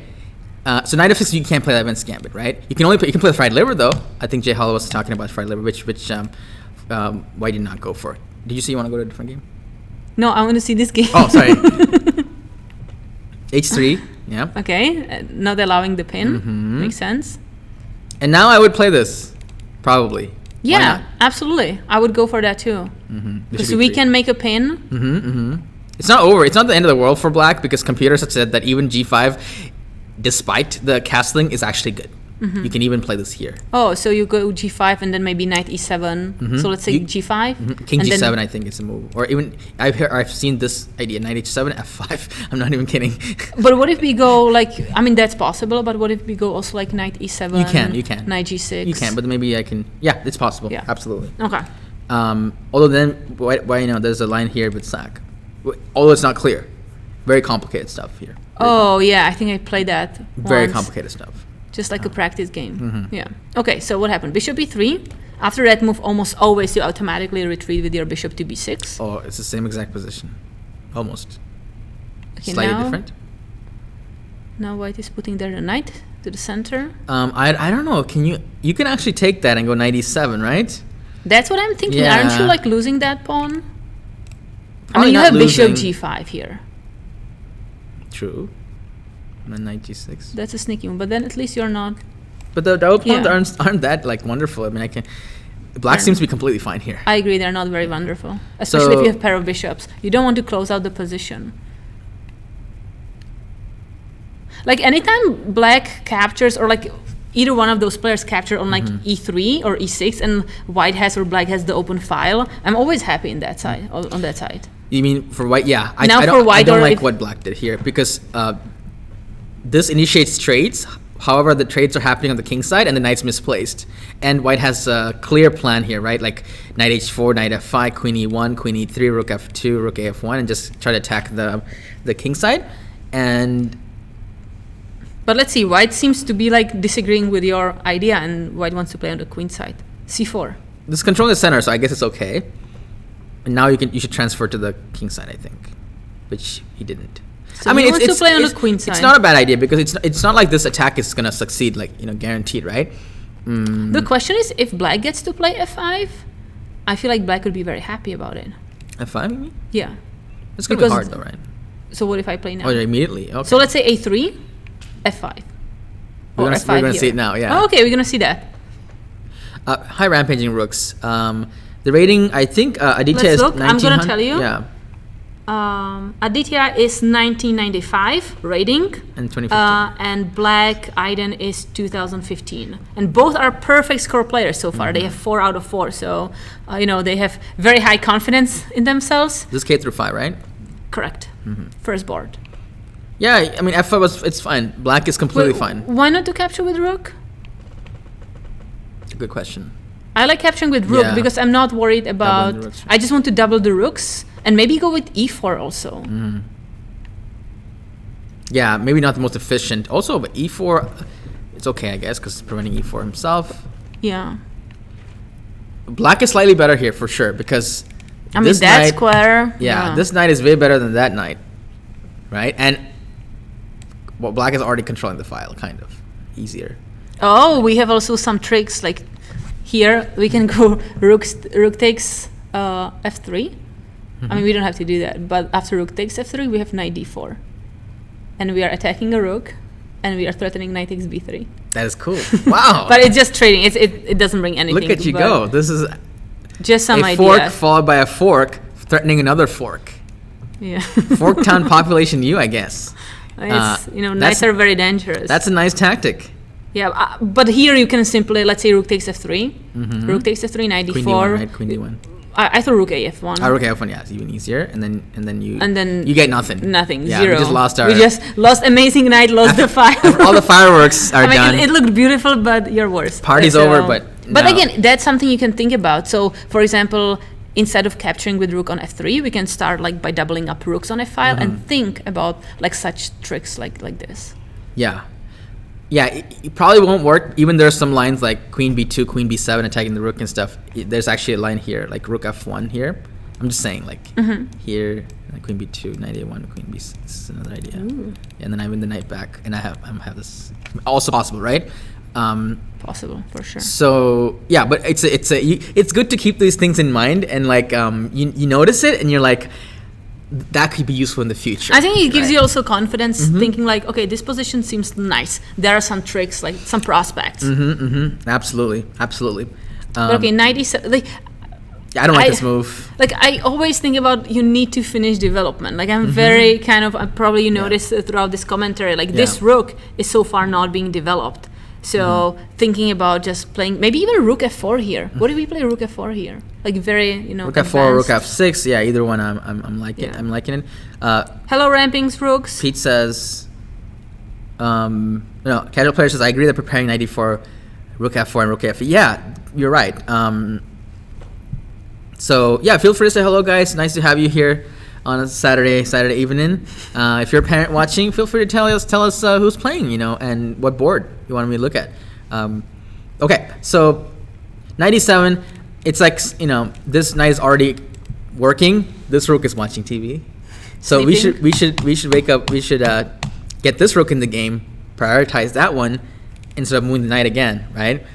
So playing rook f4 or rook f6 here makes a lot of sense. I mean, for example, I like rook f6 better because I can slide Jacob on. Agard, who is like really, I played him really strong player. Yeah, grandmaster. He recently played a very good tournament, but also like a book writer. He's a positional player. I feel like in many of his books, and he always says like think about the worst placed piece and try to improve that. And when I look at this position, this rook is definitely the worst placed piece.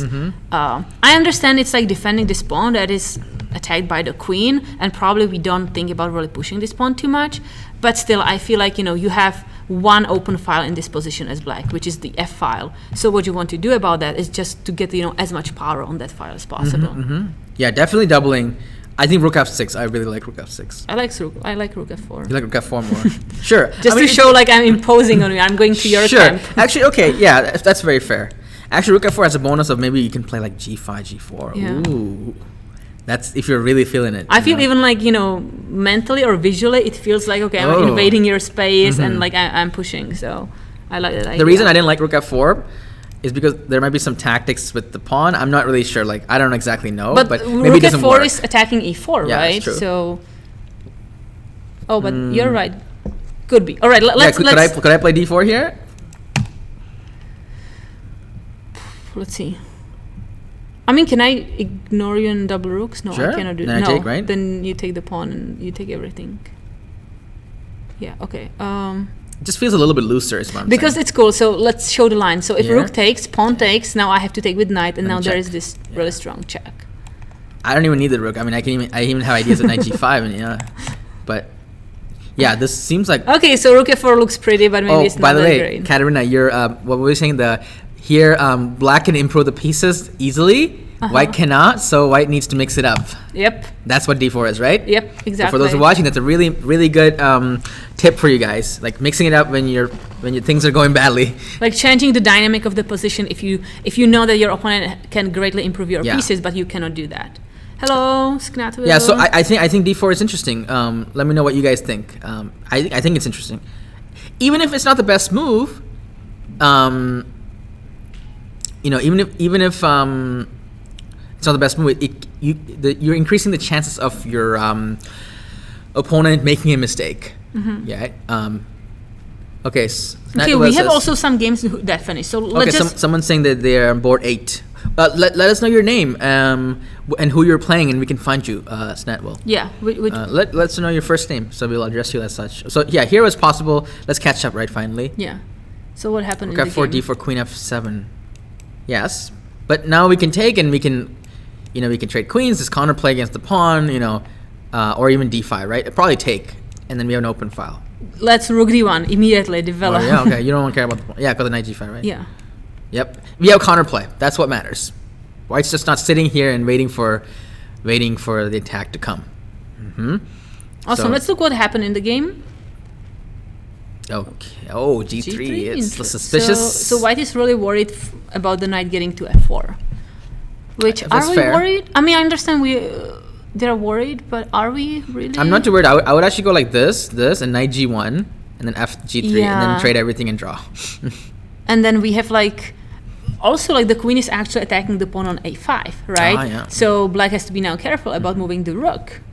Sometimes I've noticed when you attack, if you attack too quickly or before you're ready, you actually your opponent defends and you end up wasting all the time, and then your attack fizzles out, right? So sometimes the threat is better than the execution. Like knight f4 looks scary, but wait for the best moment when your opponent can't react to it properly. So or allow a premature attack if you're the defender and you see a premature attack happening, maybe you can allow it and just if you know you can defend. I also feel like if we go if we double rook f2, rook f1, let's say we play rook f2 here. Let's say here. Yes, rook f1. I think about playing d4, maybe to just really just. Maybe first knight g1 and g3, right? Just to kick the knight out. I don't know. I mean, I kick the knight out anyway if I play d4 and capture with the knight. Sure. Right? Yeah, possible. Yeah. But okay, g3, your idea works well. Yeah, Right. d4 is possible too. Absolutely. Let's look what happened. So white played g3 immediately to stop the knight from going there. Actually. b6. Oh, that seems a little bit. Well, you have to Not the defend the priority, pawn on the a5, and you want to move the rook. No, I don't. You don't want to defend the pawn? No, I don't. What do you want to do? Go ahead, make my day. I'm Just gonna rook make F- it. Okay. Yeah, make my day. Okay, rook let's F2. go. Yeah. Rook f2. Yeah. Okay. Okay, What rook pawn? f1. Okay. Okay, but now I can decide. I'm not playing b. I can Okay. decide. Are you gonna play b6 or not? But doing it now is better than doing it. But it's Okay, hold but on. Let me find a way to sack the pawn so you can make my day. All right. Let's see. If you're not, I'm grabbing it. Unless Okay, you I know you want the pawn. Let me see how I can sack Maybe it. you're on h5 or something. Yeah, I'm thinking about it. But h5, I can go queen g5 to. But you said you grab the pawn. Yeah, you're But I forced. didn't say which one. Okay. Okay. You want to grab this one? Okay. One second. Let me think about how to do this right. I can try to get the triple on the file. For how do I increase pressure? Because it's like I'm almost there. Yeah, I don't see a good way to sacrifice the pawn yet. h5 was my idea. This is yeah, I don't know.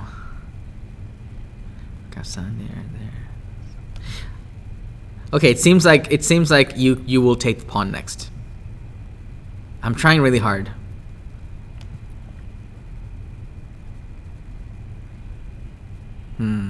Yeah, you're right. I had to, but why defend when you can attack first and then defend when it's necessary, right?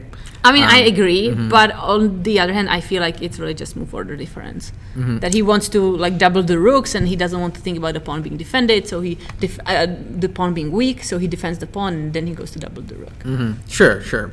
But I understand your point. I mean, you want to always prioritize moves that are necessary, and then leave those less necessary at the end. But yeah, I Wait win, a sec. J-Ho. Wait a second. You're supposed to be on my side. You watch my stream. What's going on here? Okay. We're both right. Draw? No. I offer draw. I mean, it was already pronounced as is my win, so it's like you signed the score sheet. There's nothing you can do. Okay. So. All right, let's go because we have Will Moore who wants to see his game, and some games are over, so we can do that. Okay. Okay. Let's skip to Will's game. Wait, we don't want to see. This is board 1. Okay, we should see at least what's the current position. Okay, so there's been a B6, B4. Okay. Wait, what? So, hold on. What? Just take. Well, you take it with queen. But let's look at your thing. Like pawn takes. If the pawn takes. But now this is the isolated pawn. Yeah. If the pawn takes, that's a problem because we trade the rooks and no one is defending the horsey. Yummy. Yeah. Wow, B4. The thing is, I'm surprised that White is even like attempting to play on the queen side because there is open file. Get the rooks there, try to power through. It's like, for me, it seems like there's a fire here and you're fighting the fire. And you're like, let me go start a fire over there myself. For some reason, let me go over there. There's no fire there. I want to make one myself. More chaos. Like, it doesn't. White is not done fighting the fire here because it seems like you're under pressure, right? All the stuff. Yeah. And it doesn't make sense to play this move. And I just like doubling up. Yeah. Mm-hmm. Yeah, but okay. Yeah, we cannot be too harsh. I mean, these kids are like very young and trying. So, I like this knight captures. This knight h2 because we are rerouting the knight. Yeah. Oh, you're so fast with the mouse. But we are rerouting the knight to e3 and then to either e5 or d5. But in the interest of saving our pawn structure, taking with the rook is probably better. Or you don't think so? Maybe it's okay because of the activity, right? Yeah, you're right. Yeah, this is fine. I really don't like the isolated pawn here. Yeah, I understand. And I really don't like it. Like queen a4 or something, and then we're saddled with this pawn for the rest of the game. Like, forever. And every endgame, pawn endgame, everything is worse. I just don't, Maybe it's compensated by the knight coming to d5, but I would consider playing with the rook first so I can keep my pawn structure nice and tidy. Yeah, I agree with that. Nice and tight. Of course, we can get invaded here, but I think we can defend with the rook and stuff, right? And it should be fine. Yeah. So, really want to be careful about creating weaknesses that are static like this forever. Okay. Okay, so let's see. So takes. Let's see quickly till the end, and then. Oh yeah, no, they're still better than most of everyone watching for sure. No, these kids are monsters. Yeah, I mean, they're really good. Say? They're like 2000. Yeah, they're 1995 and 2015 rating. So strong players. Yeah, they're really good. They're really good players. I guess we're putting them under a microscope here a little bit, right? That's not good. It's okay. Okay. Ooh. Oh, I like Black's nice. Also kind of rerouting of its knight. Because when we see the knight on g6, the knight is kind of useless. Like these two squares, there's nothing you can do about it. So when you realize it, again, you ask yourself, what's the worst piece on the board? You see the horsey is the worst piece, and you try to reroute it somewhere else. Right. I think that I agree with that completely.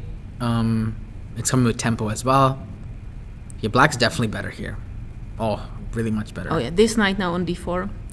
Although I'm actually, but rook a5 was necessary to kick the queen out, right? Okay.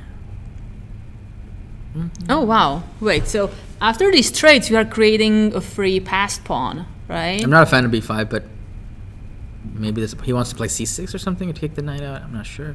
Oh, wait, what's? This is a position like when you have to finally decide what are you doing with your pieces. And sometimes what you can do is to, again, try to improve it. I wonder if the black knight is better on d4 or c5, for example.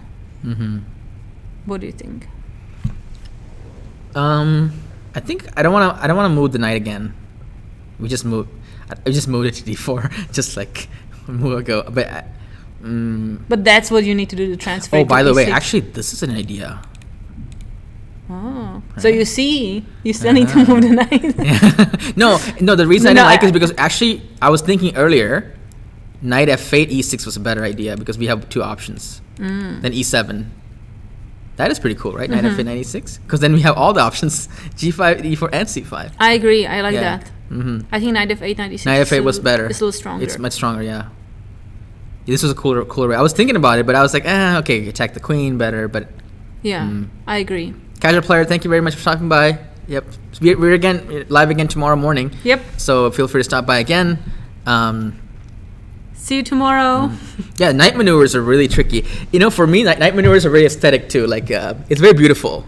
You know, how you flip around the night. It shows you the mastery of a chess player, you know. Every time I see my students like moving around knights, I kind of realize, or I see that they're understanding like or learning to understand positional chess. And like it's just so beautiful when they're like, I see the position and I see this knight is just useless here, so I'm gonna move it somewhere. And I think the knights are the most kind of how to say it, like you can really recognize it through knights because people move rooks and back and forth, but with knights like it always have to have a purpose. You feel proud as a coach when you see that. That's right? true. Yeah, I feel it too. Yeah, so knight f8 knight e6 would be really good, and this is also good. It's just it could have been better if you played knight f8 instead. So now it's like, you know, going here, and then here instead of just going here, right? And, I mean, even at the beginning, right? We had knight c6, knight e. Like this knight probably moved a lot. All right, b5 we are not big fans of, but let's see what happened next. Something tactical. Okay, can't take on c7 because there's a nice little tactic here. Boom, and then check. Nice. And then This is good. actually, I can mate instead of going for the rook. Wait, no, No? because I No? go queen c8 here, and I'm No! gonna get your knight. Oops. I got too fancy here. Okay, let's not do that. Just take the rook. Bird in the hand is what two in the bush. That's what they say. I went for the two in the bush, and I had no bird or no bush or no hand either. So I just take that and then come back. Okay. Should definitely go for the rook. Yeah. There's a saying: if you can see maiden's X or free queen, there's a Russian saying. Go for the free queen. 2-0 by the way, I'm winning. You can miscalculate. Sure, you can miscalculate a maiden 2, maiden 3, you know? You know, honestly, this is one of the things that I really dislike with like online puzzles, because sometimes I'm like solving this puzzle and I see like, oh, I win a queen here, and I play and I grab a queen for free, and it's winning position, and the computer says like, oh, it's wrong because you have maiden 3, and I'm like, I hate that because like you just pick the queen, you have winning position, and I'm sorry, it's gonna take 15 moves, but it's true. Like practically it's much better. So that's why I'm really dislike some kind of online puzzles, because it just makes zero sense. Wait, this for me. happened. Oh, it happened. This happened. Wait, what? Wait, let's see. Knight c7. This happened. Wait, did they take the rook or? I took the rook. Okay. He went for the bird in the hand. Oh wow! So really nice tactics. Okay. Queen c1. Oh, okay, wow, Just keep it simple. I like it. That's a nice The trick. computer's So a bad move, but it's a good move. it seems like you are giving up a queen, but you are just sneaky because you won. This knight really deserves an award after this game. Like it jumped everywhere. MVP indeed. Yeah. I wish we could chart the course of this knight. Like it went all the way around, right? Yeah. It went here, then here, then here, then it came back over again, and then it did a lot of forks. So actually, this is a good illustration of a powerful knight in the center. Why it's important, you know, how much a knight can give you, right? It just keeps it's a gift that keeps on giving. Yeah. You know, this knight is just. Okay, let's see how the game finished. It finished at Queen C1. He Queen C1, resigned that was because the resign. of Okay. Piece up. Okay, cool. Yeah, good game. So we see that Aiden is leading 5 out of 5, perfect score from California. So we're gonna see him tomorrow playing first board. Let's look at Snats had a request right on board. Was it what's the board? Was it Will Moorhouse? Yeah, Will was asking about his game. He just finished. We have a player in the chat. All right, Will. yeah. So you requested to look at your game. So here we are. Yeah. Let's look at your game. You So won. Will is Congrats. white. So which board is that? I think Will is in the K through 6.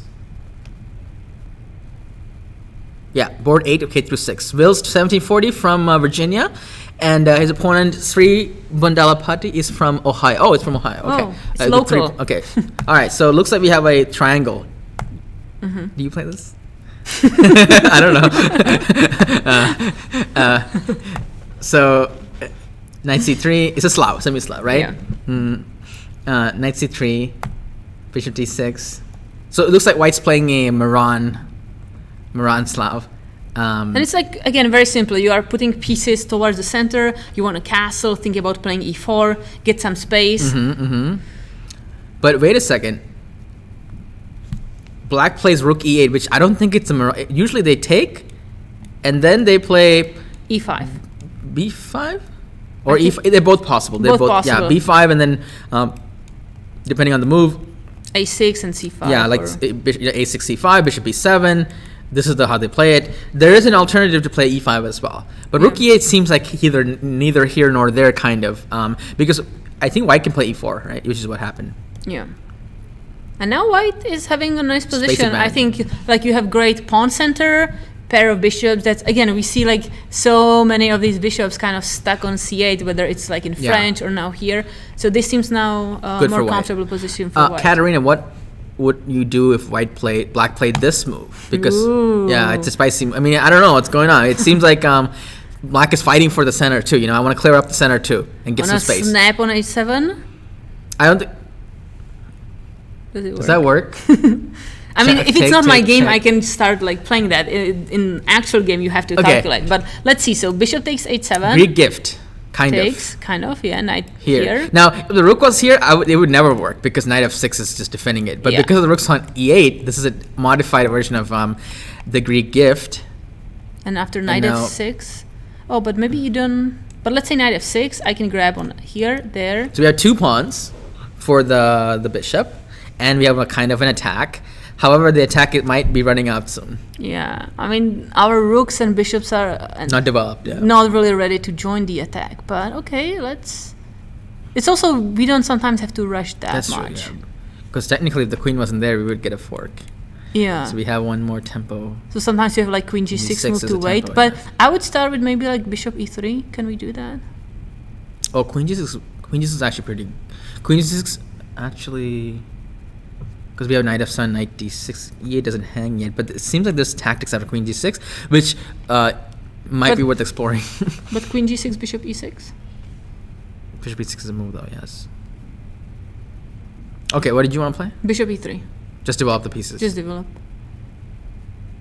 Not Queen impressed. g6, bishop e6. I have Oh, rook maybe e1 by the way. actually I can start with c. Or take rook e1 by the way. Okay. Anyway, Or we can do c5 just to keep that bishop, and figure out are you gonna defend with that or not. c5 I can play maybe like just come back. Okay, bishop e3. What do we get from playing c5? Because after bishop e6, the pawn could be hanging at some moment. But maybe we didn't get anything. I don't know. Yeah, I don't think it's you got something. Feel like it's a little bit off. Even this but is playable. Now queen d5. Just centralizing. okay, let's not Yeah. play c5. So bishop e3 right So away. can I take? Okay. Yeah. No, if you take, I develop rook. Rook Mhm, e1. Rook d1. Queen d5. But yeah, this is murky, right? Yeah. Um, So it's maybe. interesting. It's interesting. But maybe What something else. what does chat say? Chat. Oh, what do you guys, people in chat like? Oh, okay. Oh, No bush, no hand. There's a clip. Okay. So hold on a second. There was a 3-0. yeah. Good. You see this? Yeah, I know. Jay Hall is a moderator in my stream. Okay. Actually, he's So he's getting unmod probably. But Rampaging Rook says queen d5, queen takes c7. Yeah, there's no sacrifice. Yeah, because our queen, the opponent's queen would also move. So this is a Greek gift that we could try, but I'm not 100% sure. You know, this is one of those things where like you have a possible sacrifice, and it's like it's interesting, and you can go for it or you can play it safe. And I can never decide. I mean, in like, to do- classical game, you really have to calculate and take into account that, like, you know, this knight, this bishop, and this bishop can be really quickly developed to Yeah. join the king and kind of help it defend. Whereas, like, this rook and this bishop, they're just like they're gonna really take some time. In Proverbs works, every time I try Greek gift, I lose. Yeah, maybe you should. I don't know. There are many books on the Greek gift sacrifice. I think. I actually prepared a lecture for like Yeah. a chess camp for like Oh, 2 you hours, did? and only position on Greek gifts where it works, where it doesn't work, to kind of differentiate. Is it on YouTube? No, it's not. Oh. It's in my database. Oh. But maybe in the future it will be. Yeah. But it's like, you know, sometimes you study like Greek gifts, and then anytime you have the opportunity, you go for it without really understanding the nuances when it maybe doesn't work. Mm-hmm. So I think you still have to like calculate, and those are long time control that the kids are playing here, so they have time to calculate and decide what to do. Question: why is the Greek gift called the Greek gift? Because of the legend, no, the Mhm. the how it's called, the horse. Trojan horse. How? It's called a Trojan horse. Trojan horse. Yeah, Yeah. I actually showed pictures to some of the kids, and they loved always see the picture. And, They put everyone in the like a gift. But there was people filled with soldiers, right? Soldiers, this huge. yeah. It was a knight actually. So shouldn't the Greek gift be called like a knight sacrifice? I mean, it's called the Trojan horse. Why don't we call it the Trojan horse? Actually, but it's like you use this euphemism, just like it's a gift, right? But it was a knight. It looked like a knight. It was a Trojan horse. Yeah, it was. Yeah, exactly. It's Knatville. So we should call it Trojan horsey. All right, let's move on. All right. So e5 is still, I think, possibility, but I mean, knight f6 and other moves like that seems. E5, I think for e5, white can just develop. Don't look a Greek gift horse in the mouth. Okay, very funny. Don't accept any gifts, any Greek gifts in chess. Okay, so maybe bishop g5 or rook e1. So we can play developing moves too. That's fine. But probably the idea is if you are able to, as black, to play e5 and kind of get your pieces, and especially the bishop from c8 developed, black should be kind of okay. So I don't know. Yeah. All right, let's see. So knight f6 instead, which is like. This is good. Yep. Okay. Yeah, h6 is a move. Again, I don't see the necessity for it. I feel like instead of h6, black should decide like, all right, what are we gonna do with this guy? Yeah, defending against fake threats. This seems to be a pattern among these tournaments, right? Like kids are playing based on their like a blitz mode kind of. When they have an hour and 30 minutes, they're kind of playing like they're playing blitz. But it's also like some type of like procrastination. Like you don't want to fix the problem with the bishop right now, so you're gonna do something that's kind of maybe helpful in the future.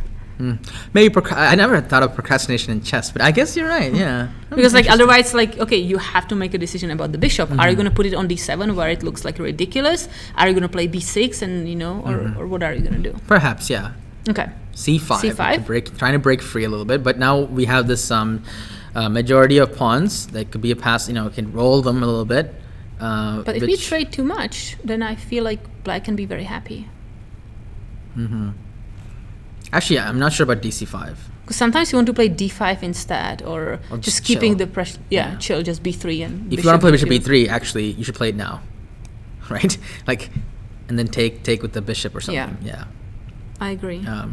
So it takes bishop. This seems like the wrong order for sure. Yeah, but so Will, you lost your advantage by playing bishop. You should play bishop b3 first. Not take first. This way, you just trade it off. You have more space. Can we look at one more thing? What if here? I wonder if we play just. I mean, if we go b3, we can run into some troubles. Maybe takes, and like this. No, with bishop c3 stuff. Perhaps. Yeah. So I understand that b3 is maybe not optimal. So I agree with you. Yeah, bishop e3. Yeah. I like that idea. It's developing move, right? Who knew developing is such a, it's such an important. Or really like thing. Moves like d5. You don't like d5? Not a big fan. It's possible, but we have an isolated pawn, right? And we lose momentum. Yeah, it's actually possible. Less continents. More islands. More islands, But it's a decent island actually. It's interesting because there's a reason for it. You can take on e8 first, right? Yeah, correct. And then the knight, and then the queen e8 or something, and then we take here. Now, this could be a potential weakness in the future, but right now we do have a lead in development. So. But yeah, I agree. I'm not a big. Bishop e3 seems like easy move. All right, we have a request to look at Jun Kazan. So let's continue with this game, and I'm gonna find that which. Knight e4, knight g4. Ooh, knight g4, interesting move. Can you tell me which K3 it is, or I think it's K3. I think it's no. Going for an K6. attack. Oof.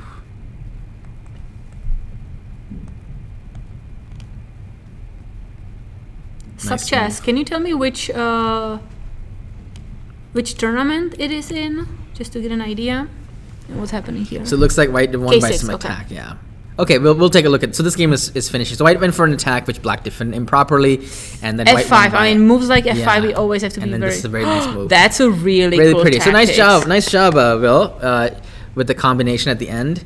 And here, by the way, here we, for example, see the reason why moving this h pawn maybe was not that great, because there is a rule that if there is light square bishop, you usually, if you want to like make space for your king, you don't want to go with h6. You want to go for g6 instead. Right? Instead, because then like the bishop is really useless. So here it proved that like the h6 maybe was really not the best choice. All right, let's look at the next game. Jude Kazan, K6 against Nidaj.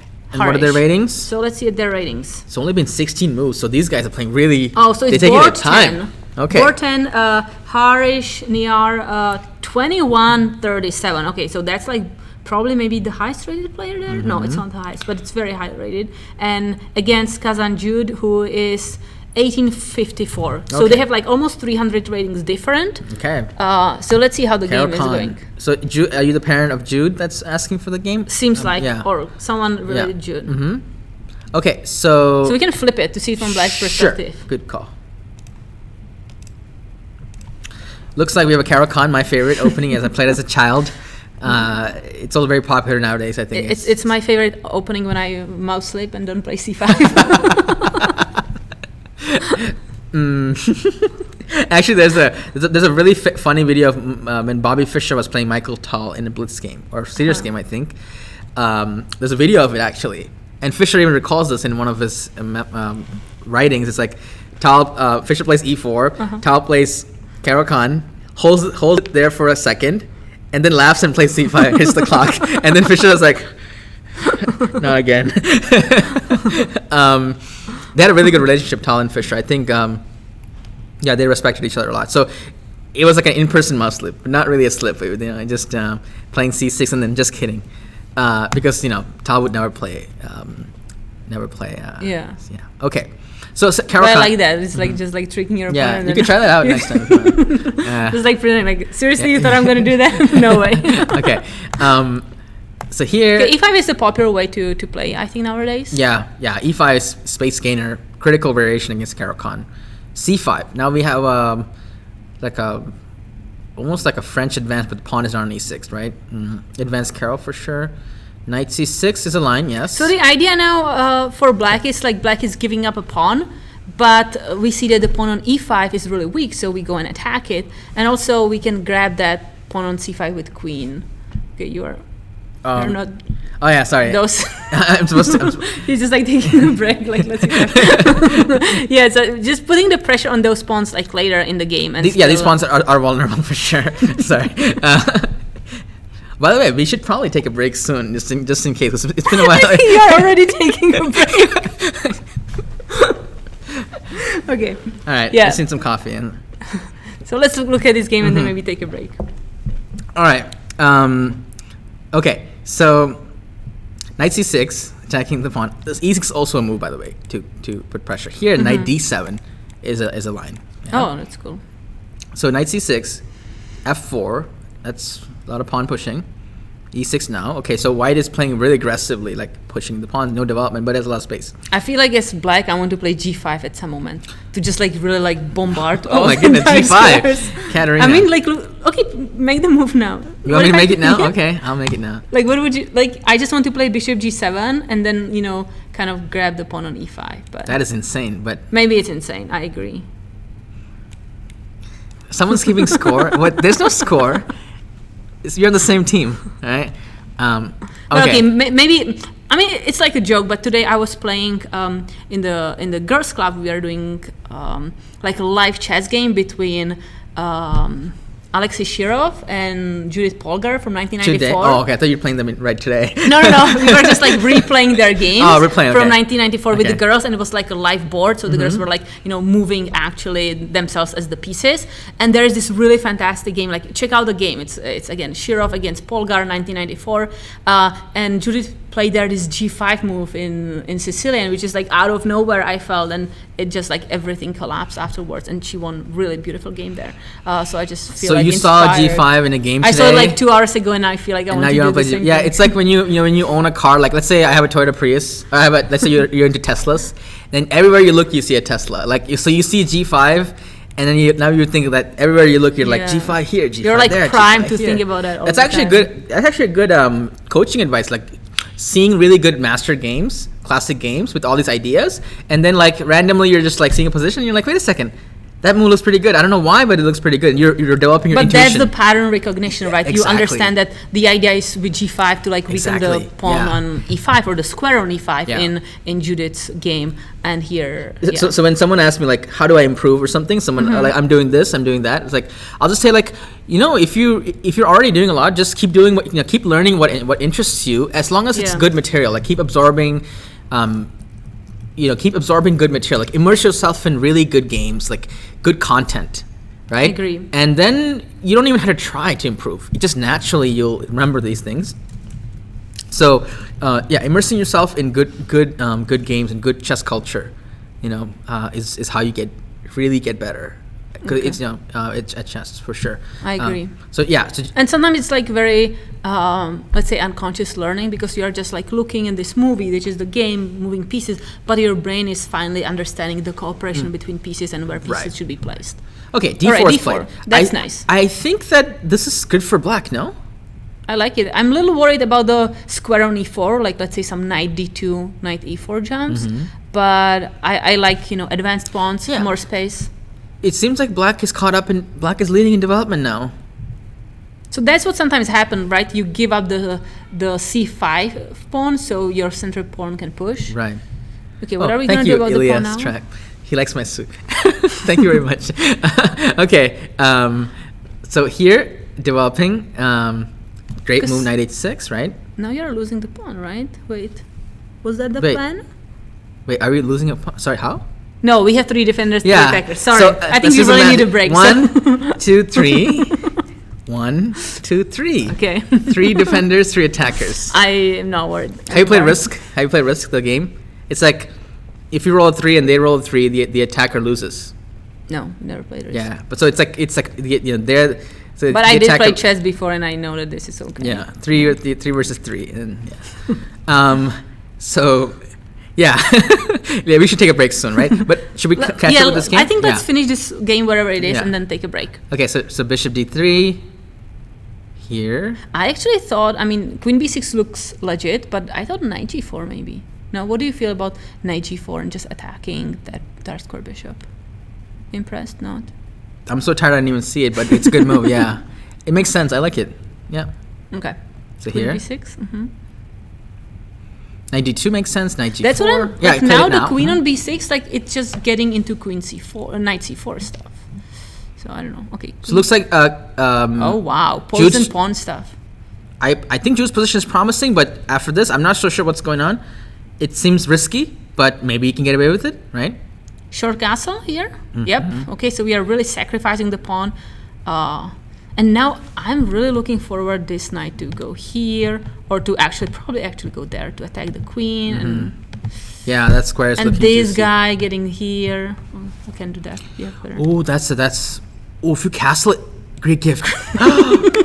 Another Greek gift, and this time it works. Let's call it Trojan horse. Yeah. Oh my goodness. Oh, wow, yeah. When you have a pawn like this is Greek gift territory. I don't know about this pawn grabbing business, right? I usually am like, I'm gonna grab the pawn and hold on to it, but Mm-hmm. here I think I would have taken a break, like, Okay, so that's why he's not castling.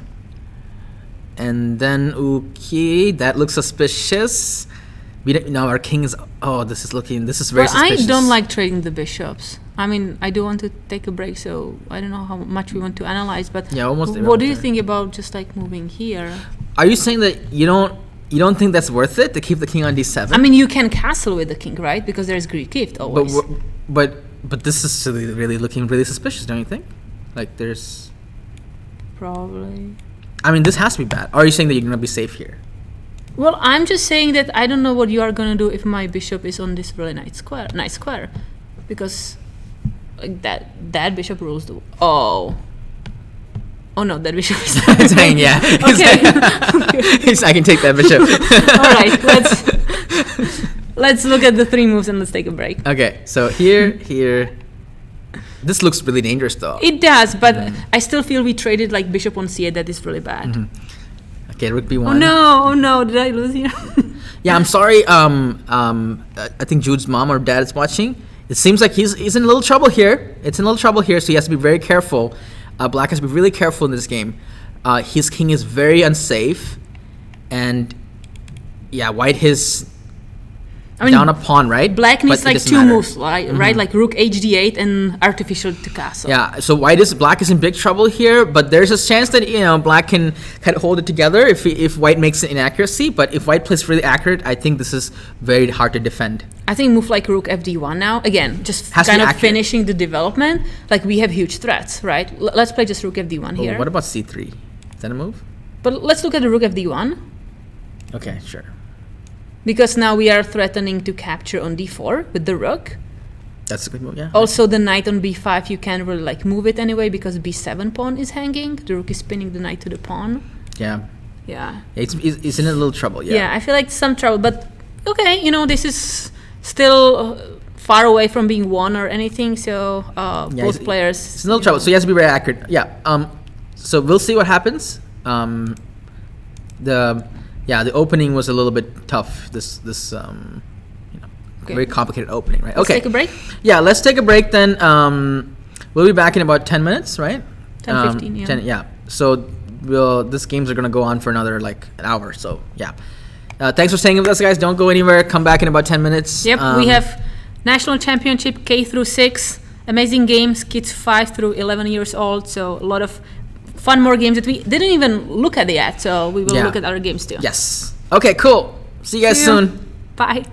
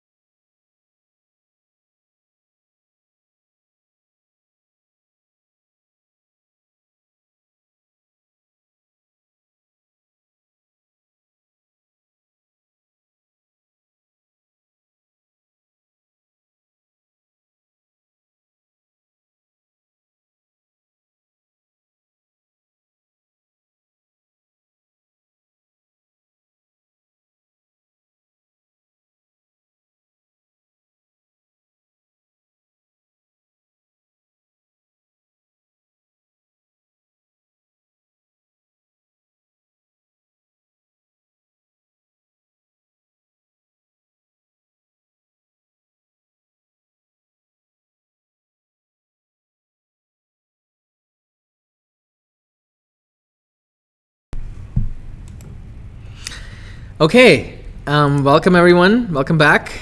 We're resuming our commentary of round 5 of the K through 6 National Elementary Chess Championships right here in Columbus, Ohio, the Convention Center.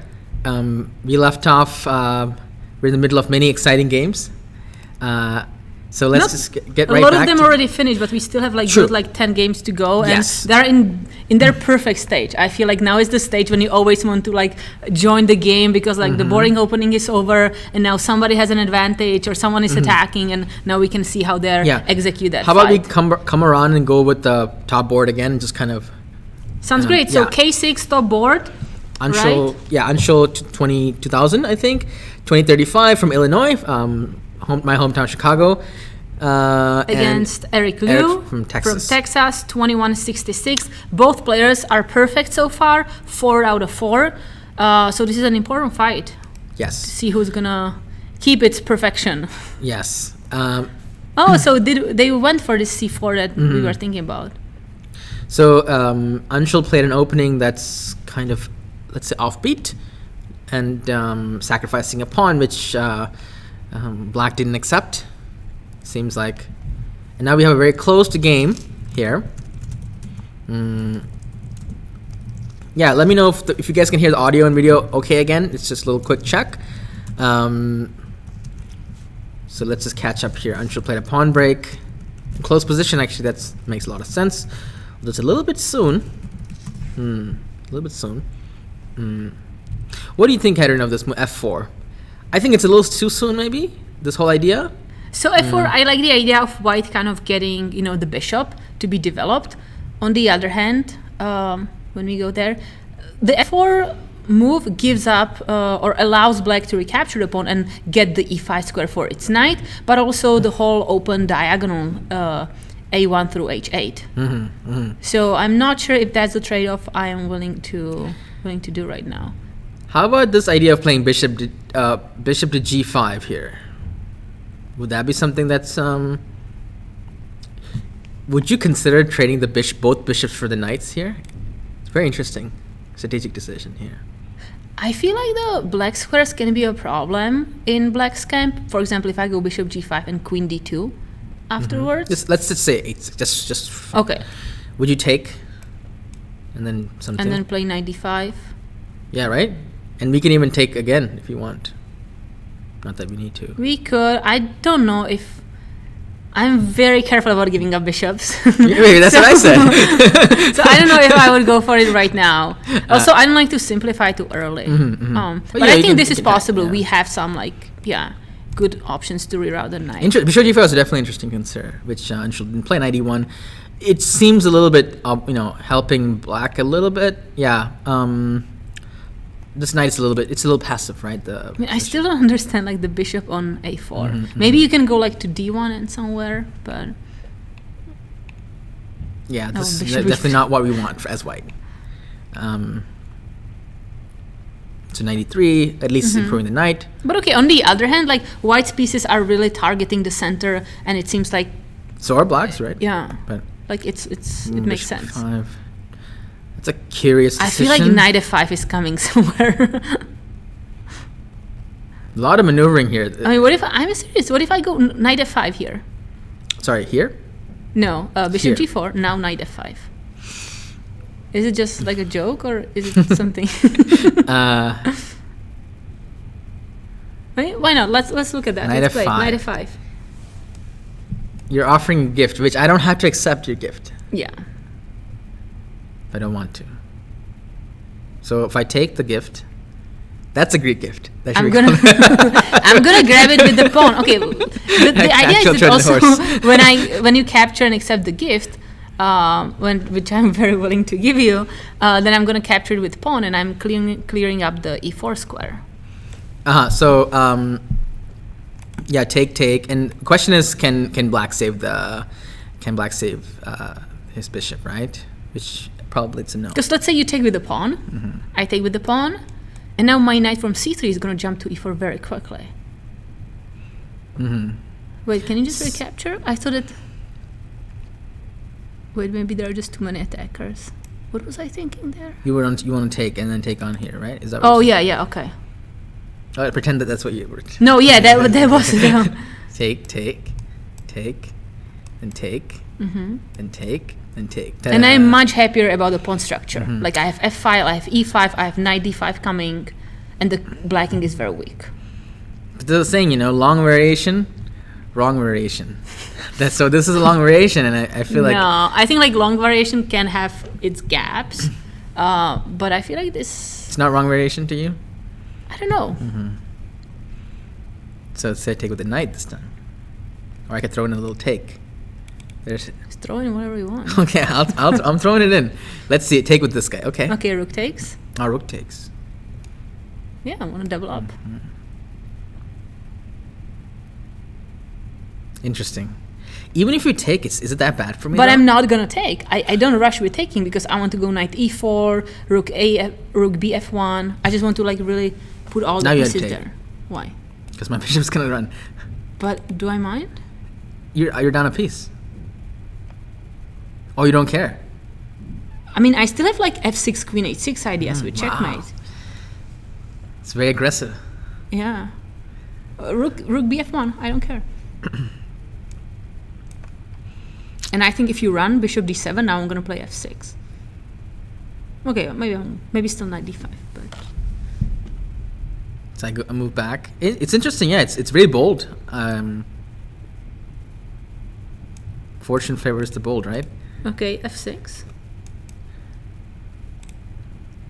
Just going for mate. But is that Yeah. even mate? It is I move. right now. Sure. It's like you're so excited for me to get checkmated to say like, yeah, right now you're gonna move it. No, I'm gonna go here, safe and sound. Oh no, but then you have queen h6 coming, right? Because now I take the rook bishop. D5, rook d4, and then you go here. Oh, that's Yeah. even smarter Yeah. than what I thought. It's like, yeah, interesting. Yeah, it might work. It might work. Yeah, I don't feel too safe here. I gotta say, yeah, this looks winning for white. I feel like if I can play like take the bishop and rook h4, or if there are other tricks.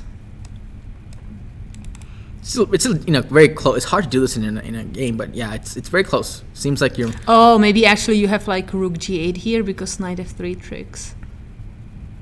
Also, knight f5 is a possibility sometimes. It's unclear, but it's Yeah. definitely an interesting line, knight f5. Yeah, very spicy move, which wasn't played. All that for. Yeah, it's fine. But okay, knight cd5 I really like because it still allows knight f5 in the future and it's improving the piece. Oh, but taking with knight. I mean, it's possible. I just feel like why The rook not is to better, right? take with rook, double the rooks. We saw this before earlier too in one of the take with the rook instead of taking Oh, with yeah. something else. Here. Should be here. And then, okay, so black is in a good position, I think, right? I feel like white was attacking before, and now like black is the the one who is kind of waves, pushing. the tables have turned, right? Kind of. So momentum is with black now, although I'm not sure what this was before, but yeah, definitely. So it seems like this is a very important game, board one, and this looks menacing. I mean, these two, I don't know what's that word, but these two knights in the center are pretty amazing. VIP squares. Yeah, VIP squares, exactly. Receipts. Yeah. So definitely, yeah, these knights really dangerous. But look at the time. 8 minutes and 26 minutes. Wow. So, there's a saying, the clock is a weapon.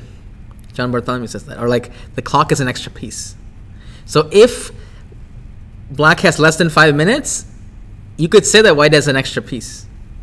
Maybe that's a little too much, but it's close to that. It's like it's a big material. It's like I mean, I material agree. advantage, Clock yeah. is a very important part of the Yeah. game. I mean, you can have better position, but then if you have no time to make Yeah. a good decision, then it's very possible that you're just gonna like blunder or just Exactly. make few inaccuracies and lose all the advantage. Yeah, that you we'll definitely keep an eye on this game. To got sum up, before. sum up here, I think black is better, but black has no time. But I also think it's complicated. I mean, there are no direct routes to like improve, and white can still like double the rooks on f file, grab the bishop on e6, get another knight to d5. Like, I wouldn't go as far as saying like black is better. Although I feel I would prefer black here, but I still feel it's maybe around equal. Okay, I would say black slightly better, but Yeah, no, more I comfortable. get that. Yeah. Yeah. A5 is actually not bad. It's a good move. I like A5. A5 A4 getting a. It's like very that's, solid. That's a weakness, right? Yeah. Because sometimes I'll say like one advantage or one principle of two weaknesses, right? So it seems like there's maybe some weaknesses for white here, but creating another one could be the key. So if you have this one too, or this one, white's a bit more busy guarding both, right? So A5 is actually, I like the move, A5. I really like the move now when we are talking about it, because when we can improve pieces, or like here we may be thinking about improving the rook because we are opening the A file. Yes. But also we are really creating what you said, we are creating a weakness on B3 that when the pawn will be weak, the pieces, maybe the rook has to go and to defend it. And then we are like tying up the pieces together, and then we can take advantage of it. Yeah. So I kind of think of like a waiter with too many plates juggling like or too many drinks or something, like, oh, I can't do both. So it's like give them more, put some more stuff on just to confuse them. Yeah, exactly. I agree. So this rook's gonna be like, I don't know, the queen's good defending the knight and all that stuff, right? So A5 is a good move. yeah, giving the waiter more food, more plates. Okay, so interesting game. Can we look at Arjun's game? Because Your student. Yes. Let's do that. Let's see. Okay, so we were at this position where Arjun's position, he had a bad king, but was trying to hold on. So let's see. Okay, activating the bishop, but the bishop is slightly out of play. So C3 is a move that I feel like you have to be very careful when deciding to make, because it really gives up the D3 square forever. Forever, the True. bishop can just like park there and no one will good force point. it to go away. It But I wasn't- understand the point of like, you also like now the pawn is defending the bishop, the queen is defending the pawn, so it seems like the position is more compact. Yes. But I don't know. I again feel like, what if we just have developed rook AD1? Rook A1's probably right? fine. Just like developing Yeah, pieces. bishop D3, of course, that's like you said. That is a annoying bishop. Okay, so it looks like Arjun's just kind of waiting around, but that's usually okay. Interesting trade, but it just seems like his position is worse. Are That's we a free ever gonna develop one of those? I think you may be in trouble because of a pin. No. Why did black not? I mean, of course, was that a free pawn? And why did black not take the free pawn? Oh, it was a pin, right? Just rook c1, and then But there's rook c7. yeah. Wait. Maybe like rook a1, queen d2, just active position, right? That's probably why. Queen d2 attacking a5, and then like he could take, and then here, Okay. and here, and then here. And now I'm threatening some sort of pawn, maybe a little bit, not right now, but some back rank issues in the future. At least the momentum is changing. Black is up a pawn, but white is one kind of putting pressure now. This Yeah. could be a reason, right? Maybe. So he didn't take the pawn h6, which is okay. So h6 is useful. And now, okay, so black doesn't want the pawn. He's just trying to. I like the idea of like now transferring the power of the rooks to the b file. Okay, setting a little trap. Black shouldn't get too excited about rook b2. But that's important. I feel like, as a player, you always try to be resourceful. When you see something is coming, you want to like make some tricks to not allow it. Also, if white has a chance, he can run his own pawn too. I like f5 because f6, at least some, not just sitting here and then waiting. Although rook b2 is dangerous. It's just rook b2 is dangerous, but rook d2, I guess. Queen f4. Okay. Wow, White what's is going trying on? to go for counterattack. For f6 to really destroy the king side. Okay. And after some g6, we can go for some But checkmate. after queen a2, what's going on? Who's first to give checkmate? That's the question, right? Queen a2. It seems like black is first. Yeah. Rook But g2 I is think knight maybe you e3. can have some. Wait, can I just for a second? Do we have something like really cool like rook d2 no, here? Then I take rook g2. I just take, right? But I take on b8. Yeah, it's almost mate, but after 97 we get mated, right? This is like I'm gonna mate here, but no, black's gonna mate first, unfortunately, right? Yeah. So This- can we? I'll give maybe play like G4 here. No. But for those in the Okay. chat, feel free to say hi. I see that we have some viewers here. Let us know if there's any specific game that you want to look at. Also, we improved our camera. Katarina actually improved our camera situation. It's a little bit zoomed in. I don't know if it looks better. Let us know. Okay, so 93. Mitch is responsible. So we are guarding the G2 square. Can't take this pawn because of B8. But white is barely like holding it together here, right? But that's the moment where you need to be precise, right? So this is also where the skill is gonna show. Oh, I like this. You are rerouting the bishop to F3 to really Whoa, threaten. what's this? What? Okay, threatening queen B8. So bishop takes D1, queen B8. That's very sneaky. Very wow. sneaky, yeah. Ooh. Good job. But it's a nice move, but I don't know. Okay, now. That's a very cool move. Wait, did he take or not? Okay, hold on. He took. Wait, what's going on here? Oh, because Wait, maybe check? yes, king's H8. King King okay. H7. King H7, and now if I take the rook, then he will take the black will take the rook back on E2, right? I mean, not necessarily, but let's assume. Another idea is can we go? Okay, that's probably gonna be mate because the rook C1, but it's whoa, this is oh sorry. Let's go back. Oh, queen B8 happened. Okay, good.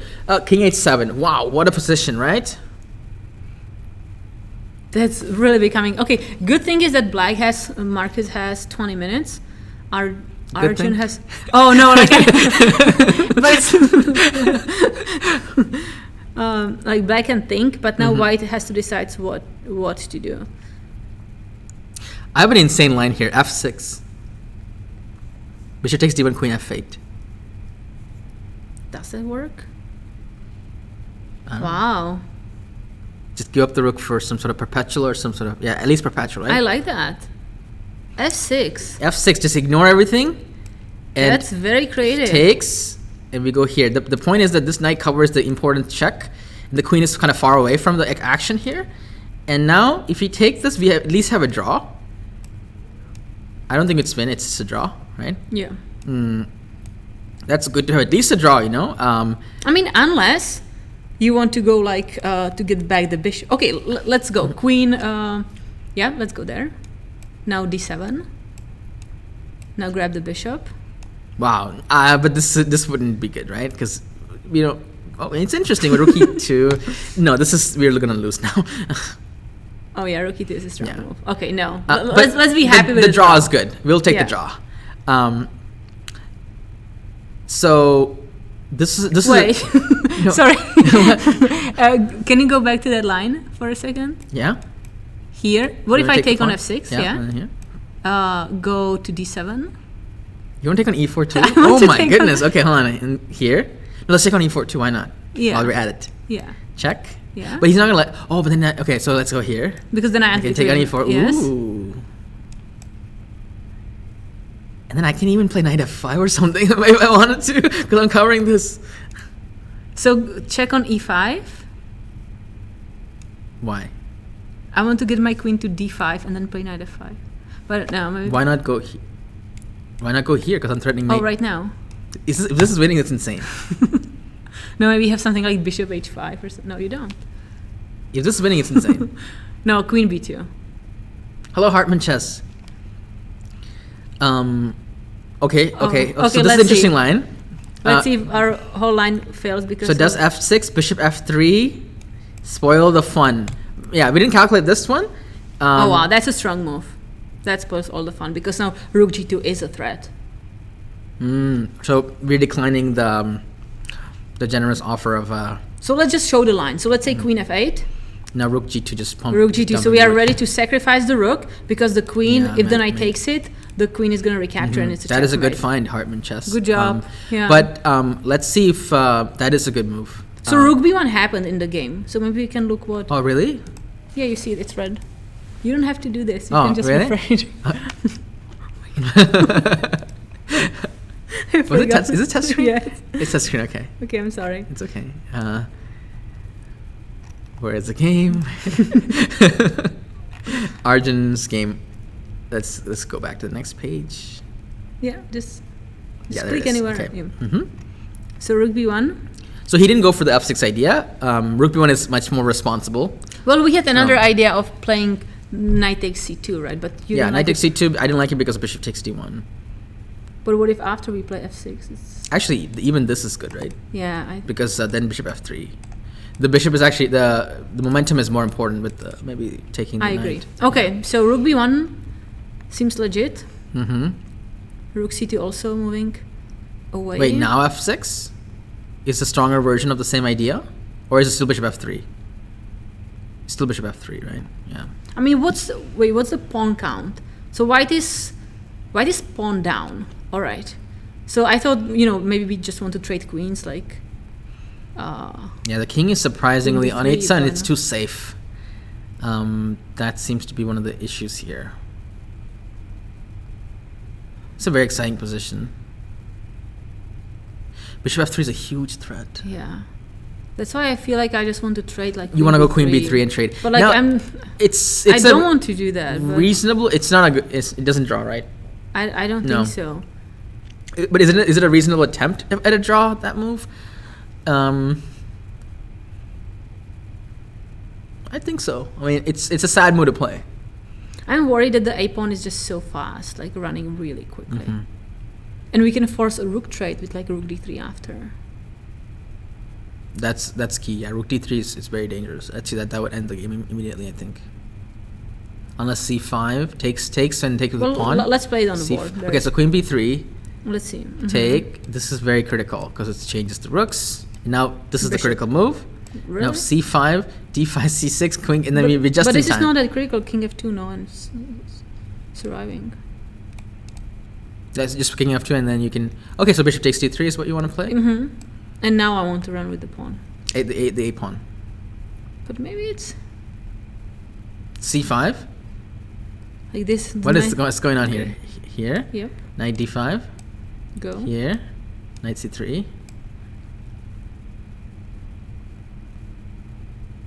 Oh, I can play e3.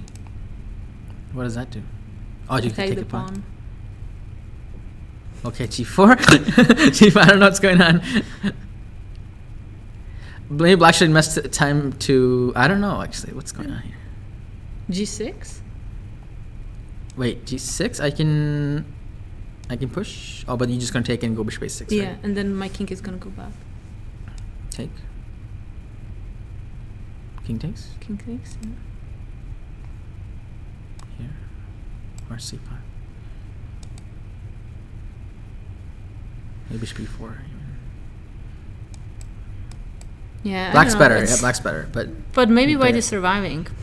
Wow. So queen b3 is a safe move. Wait, so we have a move that happens, bishop c4? Is that the move happening? Yeah. How do you know that? Because it's red. But let me just refresh this. Okay. That's how much trust I get from No, my no, clock on my day. no, but it was the notation was messed up when you go that way, you know. Okay, bishop c4. Oh, so Queen b3 Wait. was played, by the way. So queen b3 was yeah, played, which is and why I was this so is- surprised. You know. oh, this is cool move. Bishop takes c4 because now the knight cannot recapture it because there was rook g2. Oh, just if you can yeah. show. Yeah. If you take, then it's mate, like windshield wiper mate, kind of. You know? Yeah. Like just wiping. That's just I just made that terminology, Yeah. but it's like windshield wiper. You know what I mean? I was just like thinking if I ever heard it before. So bishop c4 wins another pawn. Yeah. This is not But looking wait, very could good. no, the pawn.